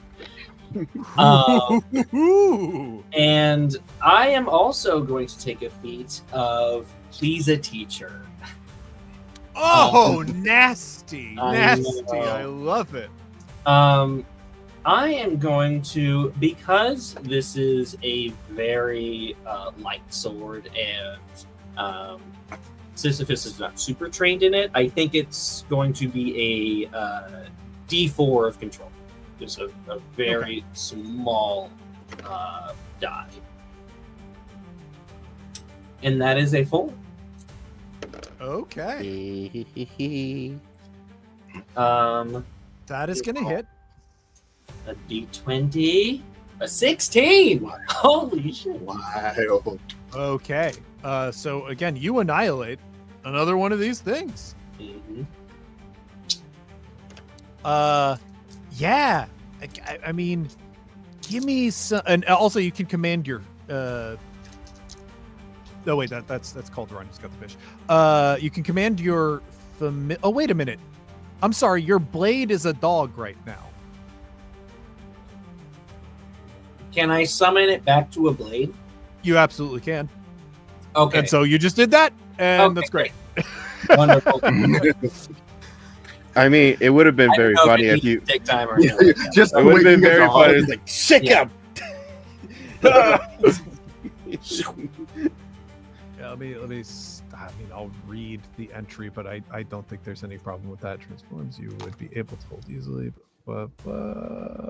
Carrot. Okay, it doesn't even have rules for returning the familiar, so I think that means we can say that it's instantaneous and not a problem for cool moments like that. So yeah, I think you recall your blade, swing it through the air. It says yes, and it shows you power, like real power. For the first time, I think, truly that you've ever comprehended in your life, this sword that you've just been lugging around is one of the most devastating weapons that was ever forged in this or any world. And there is nothing left. I think the dress that this creature was wearing becomes dust as the blade carves through it. As it bifurcates, just cleanly saws through this shadow, it doesn't absorb in the same way that Askeladd's sword does, but it's definitely like siphoning some energy from this being. Ooh. And as it does so, it reveals for the first time to both Sisyphus and the audience, there are actually two cat eye gems that glow as it destroys a creature. Oh, nasty. Yeah. I kind of imagine because your blade is a broken blade, right? It is a broken blade, yes. This is a terrible anime. No one ever watched it. 7 Deadly Sins. There's a character that has a broken blade, and he just uses hilt, really, and it's like there's like a little bit of blade. I would assume it's a little bit more, but it's like the hilt is like kind of like a pommel? dragon. Yeah, the hilt and pommel is like a dragon snake design, and it has like a dragon's head at the bottom with two, like, I believe it has 2 jewel eyes at the bottom. Yeah, where like it's very much like how like modern umbrellas have like animal heads. Oh, on yeah, each yeah, of them. Yeah, Oh, yeah, for yeah, sure. Yeah. I love that. Very cool. Calderon, obviously in your hands. Wait a minute. That blade! I recognize that blade! And A friend of yours? now one of the other creatures is going to attack. And obviously got to attack Sisyphus. And now that we finally have enough of them on the field, they become more dangerous as, like, clearly these creatures that are emerging from the water, like, more and more hands are coming up. This room has no shortage of threats to throw at you. And that makes their attacks more dangerous. Despite the fact that the dice are upgraded, the rolls are worse. It does manage to hit, but only does 2 damage. Okay. As I think one of these creatures like claws at your calf, as I guess you don't really have a calf, you use a bug, like grabbing at your legs, trying to pull Yes. you into the miasma. Then, hey, we've got 2 more. One is going to attack Calderon. One is going to attack Askeladd. Calderon, yours hits and does 3 damage. Askeladd, yours misses. Ha! And it would have done 4 damage, so that is a good thing that it misses. But of course, we roll back around to the top of the initiative, and more of these terrible creatures start popping out of the water, and you realize it's a real numbers problem here. This is going to hit, and oh my gosh, it does 8 damage. Now, I didn't decide who it would hit, so I am going to roll for that. Calderon is 1, Askeladd is 2, Sisyphus is 3, and of course on 4 we re-roll. It is 3, Sisyphus. You've got 8 damage coming at you. Oh, then I'm done. Yes. So if you go down and you still have a breath remaining, you can use your breath to pop back up. I think I will. Yes, but also you can stay down until it's your turn to not be a valid target. The last thing to happen before finally a PC gets to act again is the creature that was playing this keyboard just got shot with a light bullet. I can't imagine that's comfortable. He actually really liked it. Some of its ruined limbs. Yeah, I liked it in a real bad, fucked up way, though. I'm going to be spending some effort here to activate its abilities. Let's How dare. move that down How to dare it have 4. an ability to activate. Miasma starts dripping from this creature's mandibles, falling in like almost tar-like thick, shadowy drops. A terrible noise comes from its mouth as one of its limbs moves to the keyboard and flicks it onto demo mode. So it continues to play as this isopod drops to all of its limbs and with like tumbling, like almost like a being that knows what legs are saw this creature and was like, I know how that should work, but they're not bending in the right ways. Sisyphus, if you were still conscious right now, it would be one of the most horrifying bits of body horror you've ever seen in your life, as it skitters its way across the inky miasma of the floor and makes its way over to Askeladd. Askeladd, it spends 2 more effort here to initiate a miasmic kiss. So this creature grabs at you with its many limbs to just try and pour miasma over your face. The good news, bad news here. Okay. It's not. The good news is for me, I suppose. And that is, I don't need to roll to do this damage because I spent for the ability. The good news for you, I suppose, is that you're only at the first depth of the labyrinth, and that means we've just got a D4 as the depth die. It does 3 damage plus an additional poison damage that until you receive specialized care will lower your max hit points. Thankfully, you only take 3 damage. It's just your max hit points are now 11 until you are given special treatment. It doesn't do anything other than that, though. So that's good.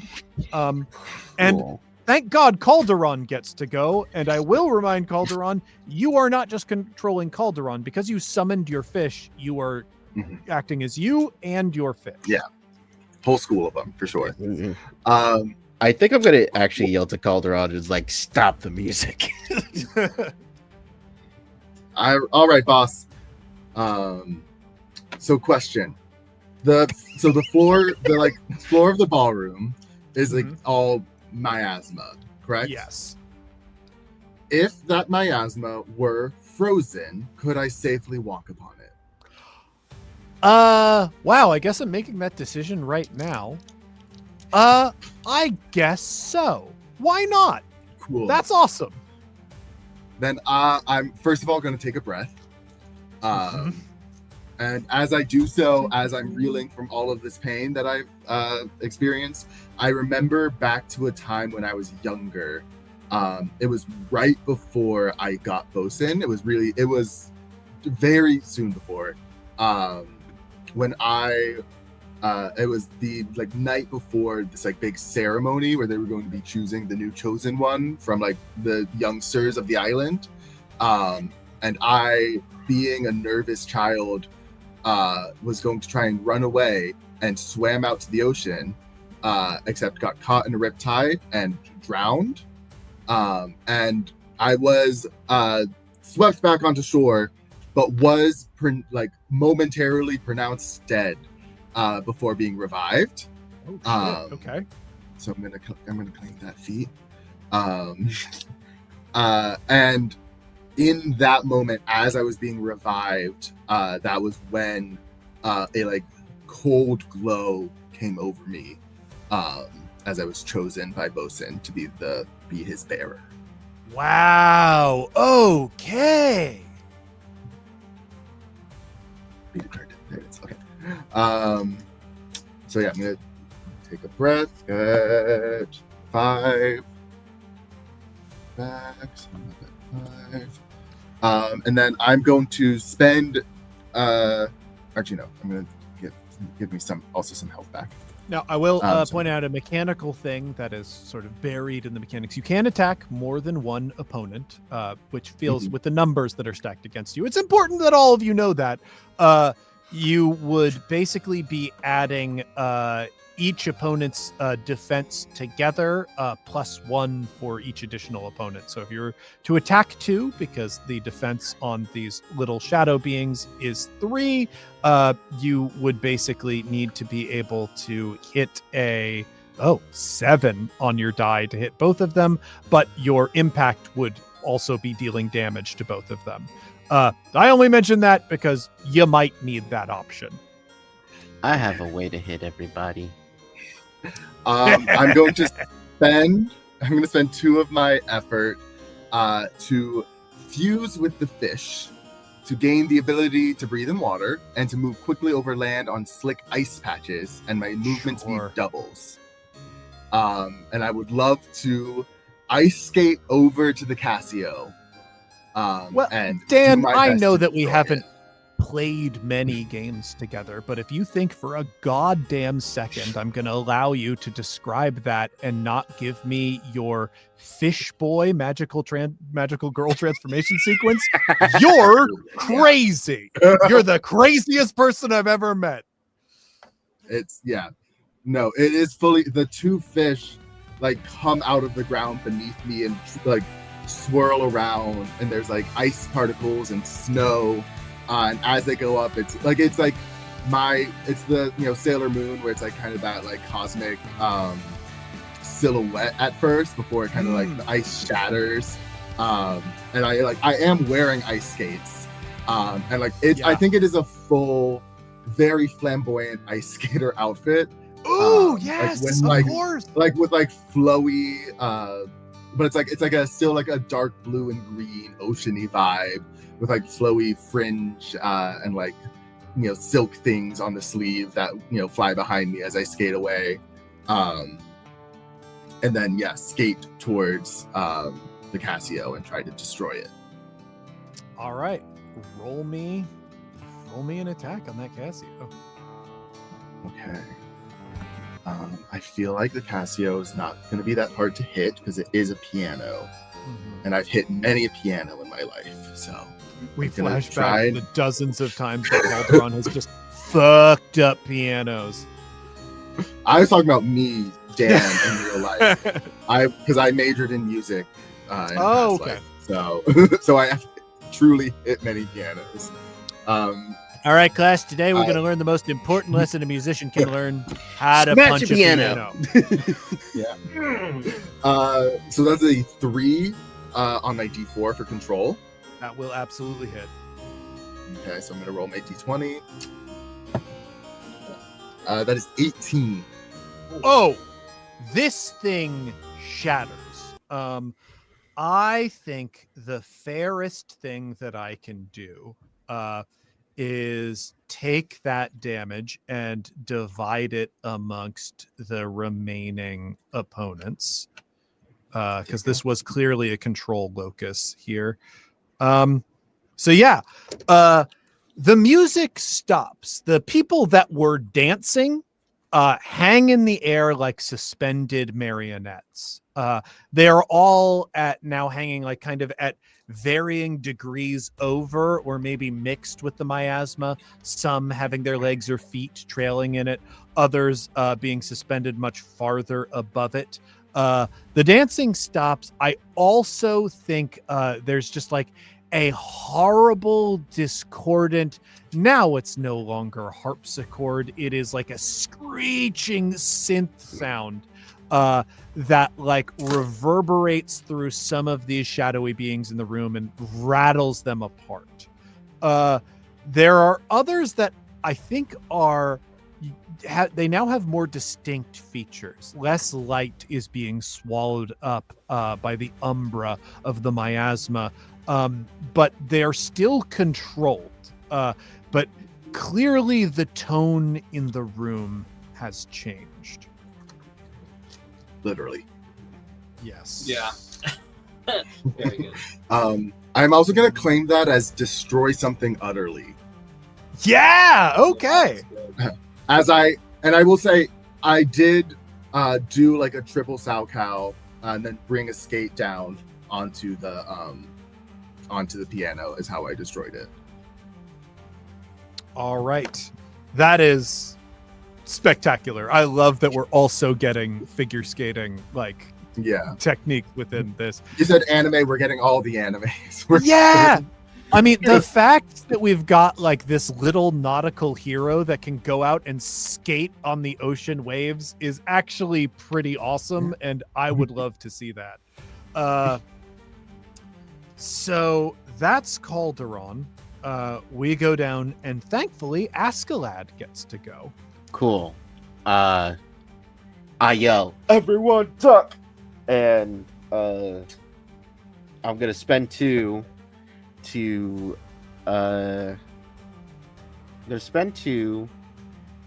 swipe my blade to send a wave of color. The wave hits everything in an arc within medium range and does D8 damage with an element of my choosing. And that is the first ability of my miraculous benefit. So I am going. I don't know what element these guys are, so I am just gonna go. I would say maybe go holy. Yeah, that's what I was going. Gonna go holy, and as you see, like fully swipes across, and there's just like almost like a bar that shows up of just a silver diamond. Crescent wave that appears in front of Askeladd, and just towards like. Actually, Askeladd's just gonna do a full like twirl, just fully Power Rangers Super Sentai twirl. Hell yeah! And just sends that silver wave across the range of it.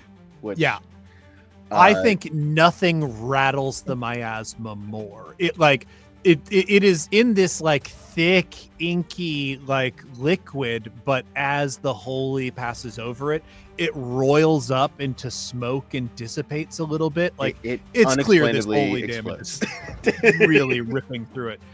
What did you roll on your D8?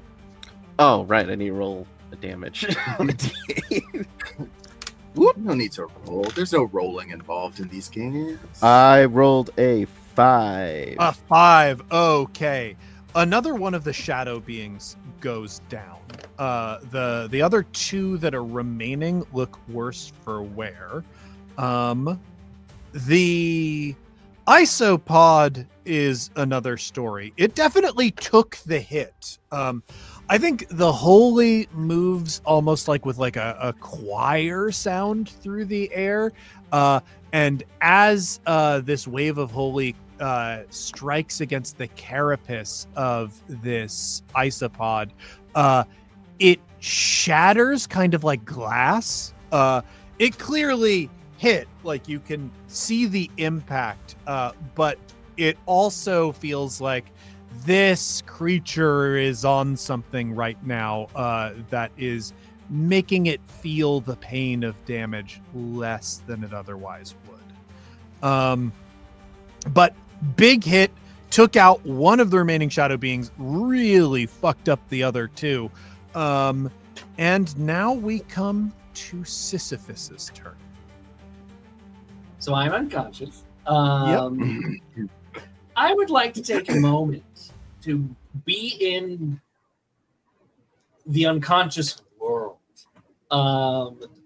As Sisyphus lays on his back like a roach after being struck down, I think internally, still holding the blade, he is collapsed, and in his mind, he is surrounded by like an inky darkness.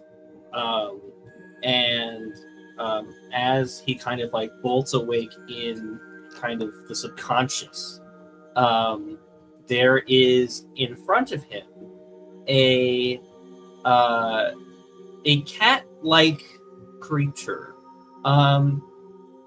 It is most definitely a person. It's not just like a normal cat. It's like a cat-ish person, but there's something very sideways about how this cat person appears to be. Its fur is not orange like a tabby cat or even like a tiger. It's more scarlet, like almost something like an apple. It has a sheen on its fur, and you can see that there are two sets of tusk-like curving teeth, one on the outside and one on the inside, as two almost oblong kind of weirdly gelatinous eyes stare at Sisyphus. And Sisyphus has never been here. This is a weird new place. I don't even think he recognizes this as like their mind or anything like that. He's just like, I'm in a dark room. Oh, wow. That looks like that hurt. I think it did. You are really lucky, friend. It takes a step forward and like Cheshire cat style, like disappears as it steps and reappears really close by you. With someone like me at your side, you don't have to worry about that sort of thing. Obviously, we can't leave you lying around here, but I'm just getting to know you. We're just starting to become friends. So I wouldn't want to see anything happen to you. That's really nice. I am really nice. Like I said, I'm your new best friend. Now, do you need a helping hand to get up, or do you think you can manage it yourself?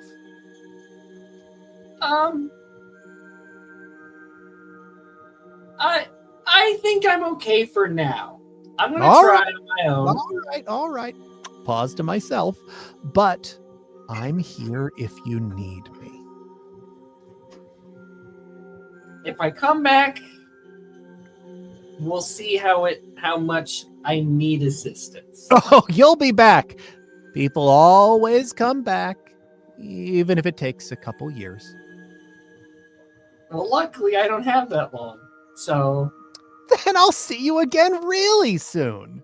yeah, great.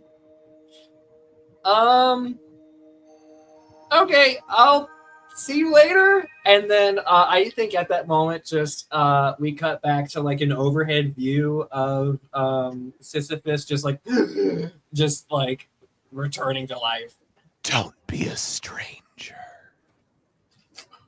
And I'm going to take a feat to deny your aid. Yeah. Wonderful. So I'm taking a breath right now. Mm-hmm. Is that right? Yeah. Okay. And did you just ascend to level 2? I did ascend to level 2. Perfect. So make sure you're rolling that d6. Yes. Let me do that. D6. And actually, for ascending in general, you're getting an extra 2 hit points on top of whatever you're rolling to recover right now. Because I only rolled another 1. So No. I have 3 Rough. HP. Well, yeah, I mean, I will tell you, you could also, I don't know if you spent any effort yet, you could also allocate that towards effort. If you haven't spent any effort, then you have all 6 effort. But I've only spent 1, so I'm at 5, but I would happily spend more. So what's like the cost of that effort? So to spend effort, like either activating your blessings or whatever, it is a 1-for-1 thing. I'm just at the state that we're in, either you and your friends are going to win this fight or perish in this labyrinth. So rather than giving yourself extra hit points, like, it might be wise to just put your recovery towards effort and use that to hit as hard as you can. Sure. Okay. Yeah, I think Sisyphus breathes back to life with the sword still in one of their arms, and immediately like jumps up like they weren't even like down for just a second, and is going to where is the like trilobite, the isopod thing? Oh, right, towering in front of your friend Askeladd. I think in this moment, with a weird like bloodlust you didn't know Sisyphus had, you see Sisyphus like plunge the blade of this massive broken greatsword just like in the like direct like dividing line of their back plating, and just strike straight downward. Yeah. I'm gonna say that is another D4 roll. That is a 3. That is a 3. You will need 1 more if you want to hit. I will push. I will spend that effort. All right. Roll your damage. All right.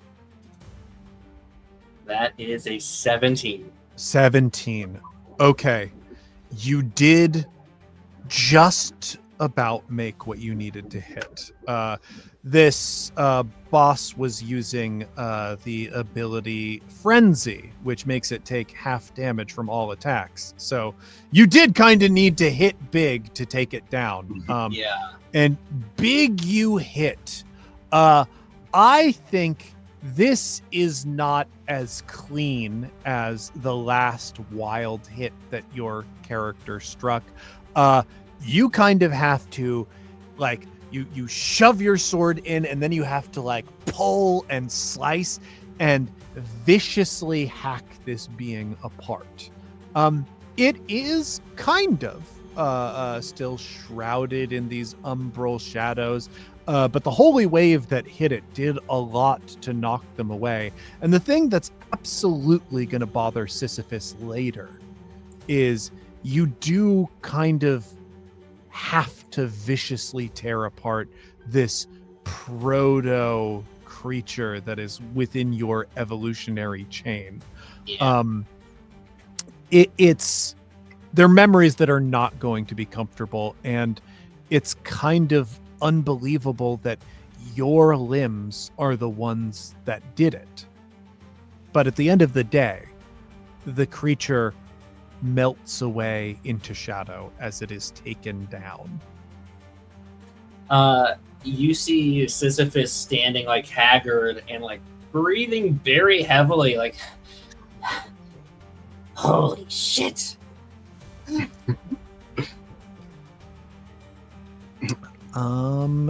And Did you already claim take a life?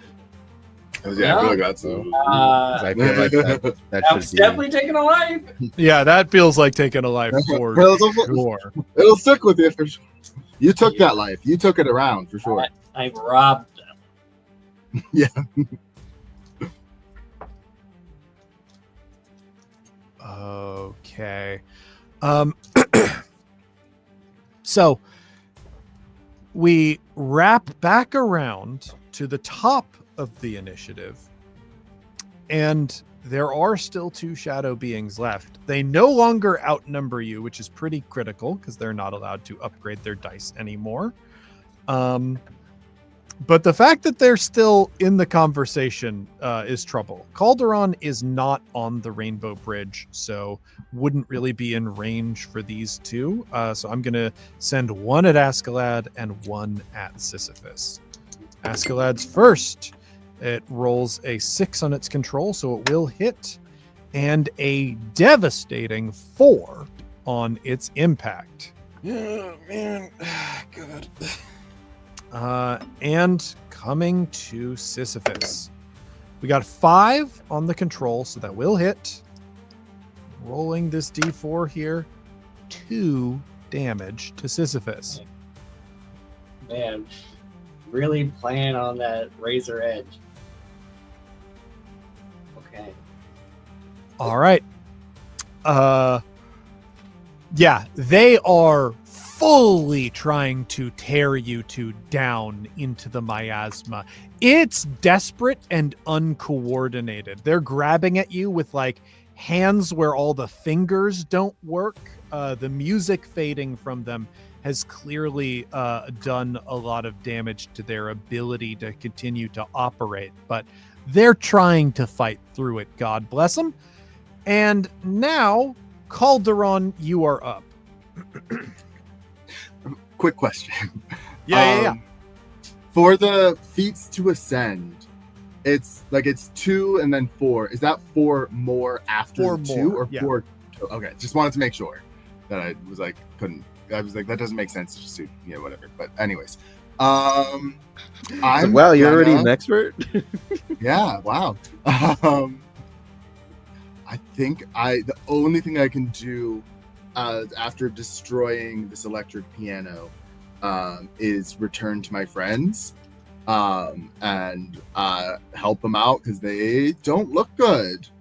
And I also don't look good, but we can all look not good together. So I continue ice skating down back to the fray. And I'm gonna attack. Oh goodness. I guess I'll try and attack both of them.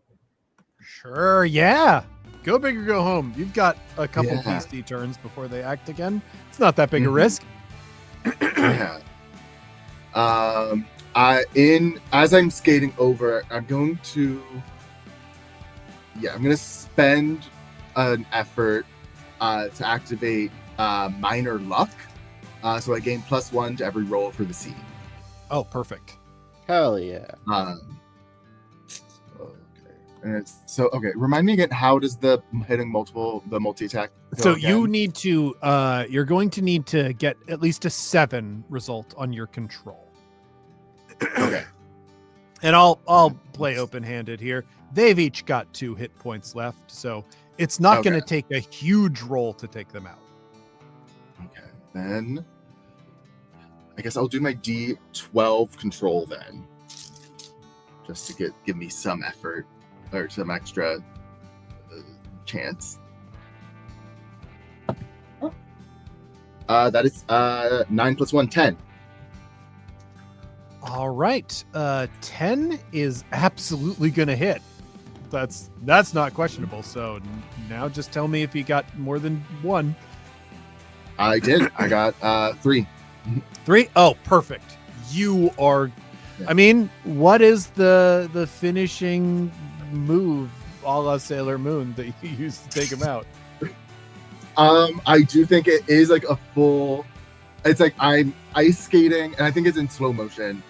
As I yell to my companions who are like in combat with them, and I say, duck, as I jump in the air and do a full like lateral split and spin and just slice with my ice skates at these two remaining creatures. Yeah. Just I mean, decapitation. their clothing like sort of rips apart and falls open first, and then the shadows dissipate as they collapse to the floor very neatly. As we drop out of initiative, as you have very handily, well, I don't know that handily, but you won this combat for fucking sure. Oh yeah. I used my It got feet for a down lot maybe of to a it. razor's edge there, but like you won, and that's all that matters. Yay. God damn. And we're all God, just we harrowed, look like sitting we in look silence. like shit. Yeah, the Rainbow Bridge still probably, because combat doesn't last that long. The Rainbow Bridge is still with you, shining in the room, and now without the music, without the control of the labyrinth really being exercised in this room, the light from the bridge is able to illuminate so much more. The miasma that makes up the floor recedes a little bit, and you can see that underneath your Rainbow Bridge is actually a staircase that like steps down into this ballroom. You can see the features of this place a lot better. It still has that gorgeous Rococo detailing. And there's that chandelier. The light from the chandelier is shining so much brighter. And it is very, very pretty. There are so many different colors coming off of the gems on it. Yeah. Yeah. I'm getting that chandelier. That chandelier is mine.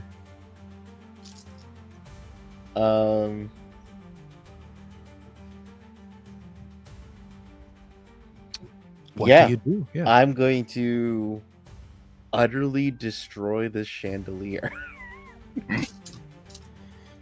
Oh yeah. Are you just like shooting a bullet at it to bring it down, or? Oh, how tall is the ceiling? I mean, it's a ballroom, so pretty high up, actually.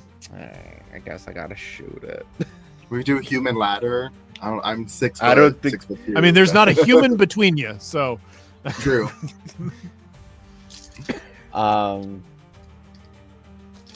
Yeah, I'm gonna.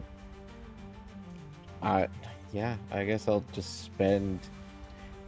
I'll spend 2 to shoot 2 bullets at the chandelier. Yeah, that chandelier.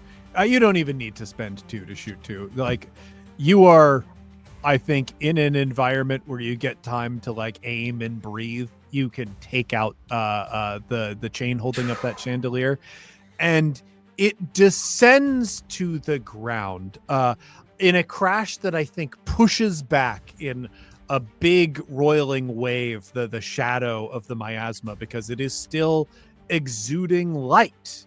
Now that you are closer to the chandelier, it is a gorgeous thing. It looks like it's a metal that's close to gold, if it's not gold. The detailing on it is so intricate, and it is encrusted with jewels. Gems are all over it, and the light is shining through and from them. It is almost disquieting to see an object of such beauty in a room that was full of so many horrors just moments ago. Do I know what a soul gem looks like? Yeah, you must. Is the gems on here soul gems? Absolutely. I think we gotta hit another flashback, because your town, got hit by this. It wasn't enough just to stop the creatures that had been overwon by the miasma. You had to make sure that you laid their souls to rest. Mm-hmm. You held in your hands, I don't know if it was your parents or not, or anyone from your family, I don't think I Certainly. would be able to tell. Yeah. People from your community are the gems that you pulled out of the labyrinth. Shaking, probably in tears, but breathing. You survived. You did all of the grim work needed to do to make sure that these gems would not be in those halls, and that the souls of the people that the labyrinth tried to take from you are able to rest in peace. And the gems here look very much like those gems all those years ago. I start taking out these gems and I toss them over to Sisyphus. It's like, keep these safe. Sisyphus is going to take the ball and bury deep inside all of these gemstones and then cover it back up.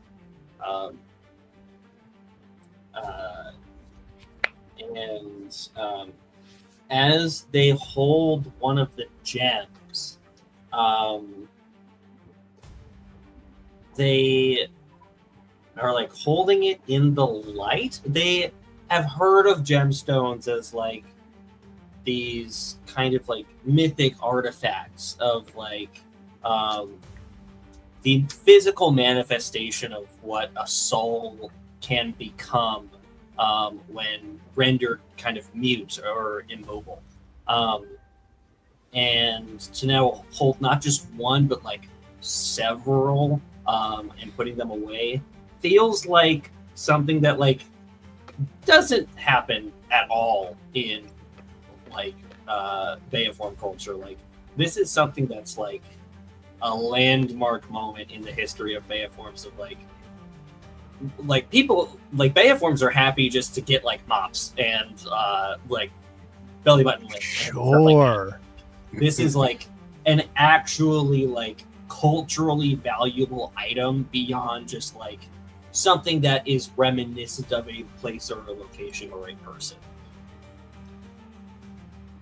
Oh, that's interesting. I like that, like, story and history is so much more valuable to Beoform than anything else. Yeah.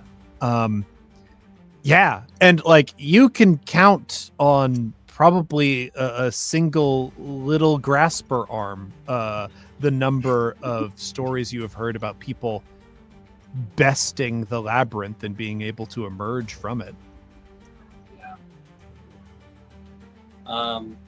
And just puts it away and buries it and says to the group, okay, I think maybe this is important to tell you guys. I was like unconscious for a second. And when I did that, I was in my mind. And I think it was like a dark room. So I guess there's not a lot in there. And there was like a cat guy. Calderon, you have to kill your friend. What? Strike him down What? right now.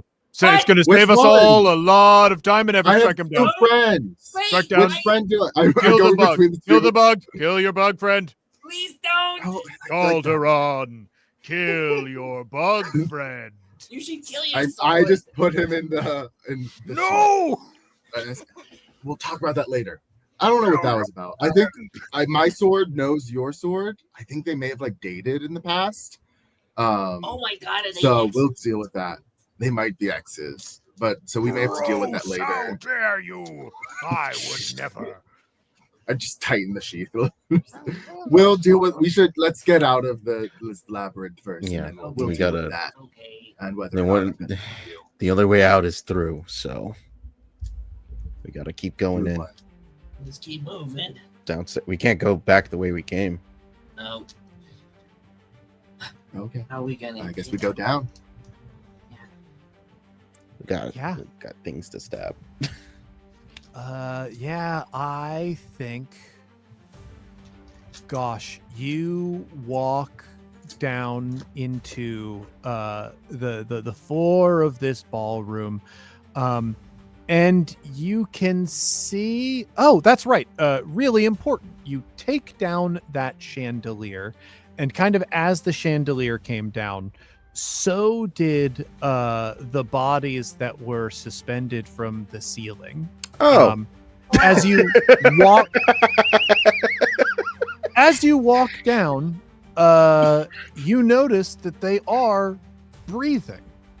Oh, Oh, it's the people. oh shit! That's crazy. Are they like That's- tied up still? No, like it appears that, I mean, they weren't rigged up by anything. They were suspended by some just- strange Is- power. Is Okay. there anyone that is like conscious? I mean, their faces are covered by featureless masks. So No. you don't I go up to one and remove the mask. Yeah. removing the mask, like there's kind of a blank, glassy-eyed expression beneath it until light dilates those pupils, or I guess contracts the pupils, and they blink and look around. Where am I?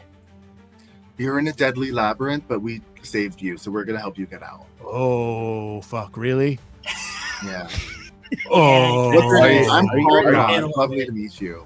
oh shit. Well, Calderon, are you like a really strong, cool hero? I just killed a bunch of people, so yeah. Okay, well, now that I've heard that you've killed people, I feel a lot more I guess comfortable. they weren't people. They were like shadow beings. They No, were, I know. Whatever is on the other end of a hero's blade is never a person, of course. That's how the world works. What's the opposite of woke? That's what I am. Asleep. Yep. So asleep. So asleep. Are you from the Waypoint Island? Yes. Oh, we're on Wape. So you must have come through and rescued us. Or me. In the process of it. Oh, God, am I the only one left? Was there only one person there was multiple bodies that There's fell? multiple bodies, but this No, guy doesn't no. fucking know anything. He's so asleep. He's so Do asleep. you want to be useful and like help us take these masks off these people that are like your friends and townsfolk and neighbors and stuff? Well, that's leaping a lot. I was a very unpleasant person. I can tell. That's I was enemies with nearly everybody in the town. Pulling off the mask, and slowly, more and more people are coming to consciousness. And you do have like a couple dozen people. They are frightened, but they are awake and alive. And as you clear away like more of the masks, more and more light is able to come into this room until you can see perfectly inlaid to the floor is another set of doors. Oh, in the on the floor, like On the floor, inexplicably, yeah. Yeah. Oh, okay. Alright. You got. Who wants to go first? I'm trying to figure out like what to do with these people because in Ascalon's mind, these people are now targets and in the way. can I put? Oh, this is a perfect time for the labyrinth to try and strike at you. I don't think it's going to succeed. Could you roll your refresh die for me? Oh boy. So decent. A recovery die? Yeah, recovery die, sorry. Yeah. We're all at D6 now. That's a 2. 2. Okay. There is a thought that you are able to dismiss that says you should kill them. You should cut them down right now because otherwise the miasma is going to get to them and they're going to tear you apart. It's like an intrusive thought. It is a cold and strategic thing that tries to call to you, but you are able to brush past it. Yeah. I'm just gonna burn. I can't. There's no time to think We just got to go. And I'm just gonna knock and open the door. I love the knocking. It's great. I'm You gotta be I'm polite. doing what my parents do, and they knock and then open the door without waiting Yeah, for an they answer. Check. They don't, This is, I think, the first time in any sort of dungeon crawly game experience I've had where the people are like, "Oh yeah, we knock on every door." Yeah. It's awesome. I like it. I really like the idea that like knocking and politeness somehow disarms the traps on the other side of the door. Yeah. You open the door and you can see, like an MC Escher painting, like a near infinite expanse of stairways and corridors and railings and whatnot that just moves on and on and on into an undulating inkiness. However, in front of you is a stretch of floor made out of like that sort of white marble that spirals and twists, and I want to say like good 20 yards or so in front of you. At the end of that is a doorway that looks very much like the doorway you came in through. Is that the exit? That would be really great. That would be awesome. It'd be great if it was that simple. It could be that simple. Sometimes things are simple. Just look at I systems. did want to float the idea Mm. that you said that this was a lot of people. Did we want to put them in the ball? I don't think they will fit in the ball. Have you put people in their ball before? Yeah. It's got like How many? it's like porous, so they can breathe. How many? I fit like 7 people in there before. There's so many more than There's 7. more than that. I understand, but it's less. Thank you for offering. It's Okay. but we'll I think we'll just walk and hope that this is the exit. Yeah, Very well. there.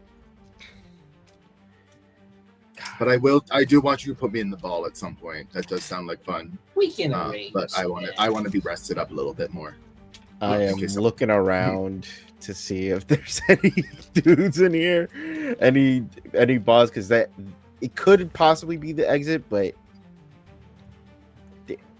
there's usually a catch when it comes to this kind of thing. Yeah, this is. What do I want to do here? Yeah, okay. So, you look for. I mean, you know what? Getting closer to the door, maybe just eyeing it. You can see that this side of the door has like dozens upon dozens of filigree facets that look like they are perfectly sized for soul gems.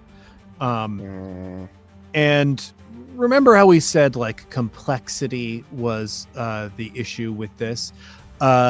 You defeated a boss, so the challenge rating to get out and get out in the place that you want to get out has been lowered, which is good.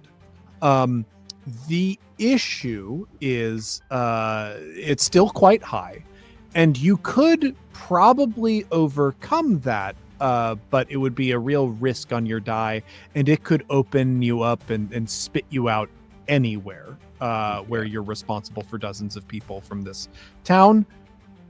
The other thing you could do is fit those soul gems into the door. Those souls wouldn't be rescued from the labyrinth, but it would lower the challenge of getting to where you want to be.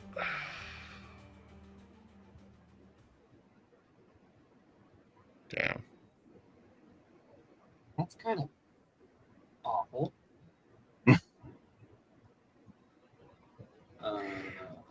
Yeah, I think.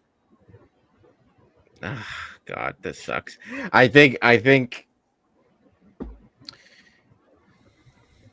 I think Askeladd, with like looking at the door without, just like takes like 2 seconds and looks back at Sisyphus and reaches a hand out. Sisyphus will take your hand. Give me the soul gems. Oh. Throws them back out. That was a We were cute happy moment, moment. though. You did. We'll give you all the soldiers. And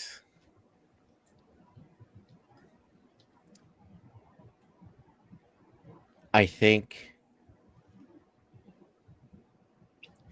as Askeladd puts the soul gems into So here is a thing that Oh. you can decide here. Right now, you beat a boss, Mhm. which does lower the challenge of getting out here by 8. So now you're looking at 12 in order to Mhm. escape. Each soul gem that you fit in is going to lower that by 2. I don't How how many many do soul gems so I guess So there how many soul were- gems do we have and how many slots are there? I guess. there are like hundreds of slots, and you Mm. have hundreds of soul gems. Mm. You could easily guarantee your way out of here. You could even a voice from somewhere inside you that doesn't really sound like you says you could go wherever you want.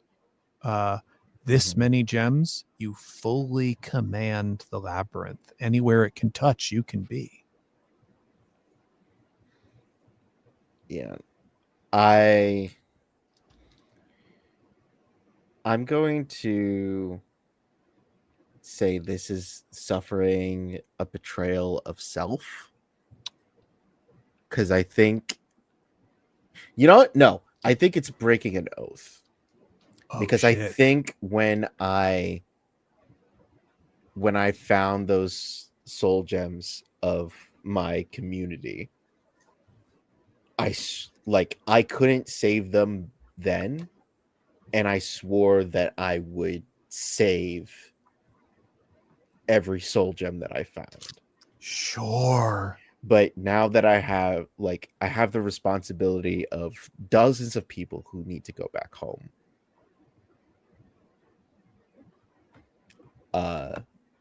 So I will put in enough that it will guarantee us to get through. I'll still be able to save as many soul gems as I can. Yeah.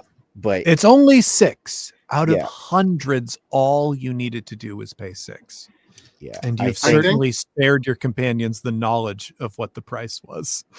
yeah, I think it's I just say to Sisyphus, give me 6, and then start putting in the soul gems. I'm not sorry. telling you that this is the price. I'm just doing that this is the answer. Do you look visibly upset? Like, is your hand shaking as you put them in or anything like that? I think the only visual thing is that on the last soul gem that I put into the door, I linger on it and then push it all the way through. I think Calderon notices that lingering and that hesitation, and he goes up and puts his hand over yours and pushes it in with you. And then I guess we open the door. Yeah, And the door opens easily.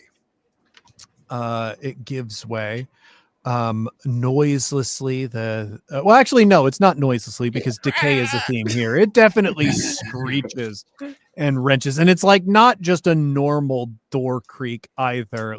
There's a bit of that synthy distortion over it too. And you open once again into the meeting hall here, and lead out the dozens of people that you were able to save. One of them being extraordinarily unpleasant and deeply asleep. But you managed to get them out. And the door to the labyrinth closes behind you. And it locks with like a visible and audible mechanism. But it also does not go away. Because you defeated a boss on the first level of the labyrinth. That isn't enough to relegate the door entirely. But it does make it dormant for some time. And I think here is where we leave our Century Knights. Now further along on their journey, with new problems in front of them. And goodness me, so much inter-party conflict boiling just beneath the surface. But it's so delicious. Oh, yeah. Those swords definitely dated. That, yeah. Absolutely. We gotta dig into that sordid past. Yeah. It's on AO3 now. I'm gonna take the reins back from you, James. Please send us out. James, that was amazing. Thank you so much for running that one shot for us and showing off your amazing game. Thank you for having me. Yeah, of course. And hit him again with when's the Kickstarter over? Where they can find it? So this Kickstarter ends at the end of September 2025. So as long as it's still September, you have time to back it. And frankly, there's definitely going to be late pledging on this Kickstarter too. So just search for Cosmic Century Knights. We are definitely the first search result for that. And definitely the first search result if you're searching on Kickstarter. We are not kickstarting alone either. Cosmic Century Knights is joined by Homecoming by Megan Cross and Chuck by Tyler Crumrine. So you can back at the $60 level and get all 3 games, or you can back at the $25 level and get all 3 games digitally. It's a good deal. That's a great deal. It's a great deal. It's You guys the deal should, I but want, so you should do $60. at this point, I think you're still a little bit. You haven't reached it yet, but you're very close to being funded. We're closing in on it. Yes. We're making pace, which is keeping my nerves from being frayed to ribbons. So that's good. But yeah, I think we're just like around 3,000 away from that goal. So depending on when this comes out, like we might have hit it and we might not. We'll see. Find out. Well, there will be a link down below for you to check out and back. If it has been or has not been funded, you should back it no matter what. Let's say goodbye to our lovely knights. Tell us who you are once more and where people can find you. Andre? My name is Andre. My pronouns are he, they. You can find me at Andre Rivera Art on social media or at my website, andrerivera.art. You can see my portfolio, games I've designed, shows I'm in, and a few podcasts as well. And AJ? I have been Ascalad, and I am Husha Kid, also known as AJ. You can find me everywhere as Husha_Kid, or you can just go to my website at hushakid.com. And I think just 50 more people should do the $60 level. Yeah, that'll get us over that line. That'll get you right to 3,000. Yeah, I'm just saying. James, tell people where you can find you. Of course, if you would like to find me as an individual, the best place is Blue Sky. I am at One Shot RPG on there. If you want to hear more actual play that I've done, you can always head over to oneshotpodcast.com. Check out shows like One Shot, Campaign Skyjacks, Star Wall, and the Ultimate RPG podcast. I record a lot over there. I also write the Ultimate RPG line for Adams Media, an imprint of Simon & Schuster, which means you can find those books wherever books are sold, including big stores like Barnes & Noble. And finally, of course, back Cosmic Century Knights on Kickstarter. Back Cosmic Century Knights on Kickstarter. You gotta. I have been and will hopefully continue to be Dan the Baker. You can always find me at Dan_the_Baker wherever I want you to find me. And you can, of course, find me here at Open Table Adventures, where we have more actual plays and one-shots, interviews, recipes, and so much more. So remember, you are always welcome to pull up a seat. Bye-bye. Bye.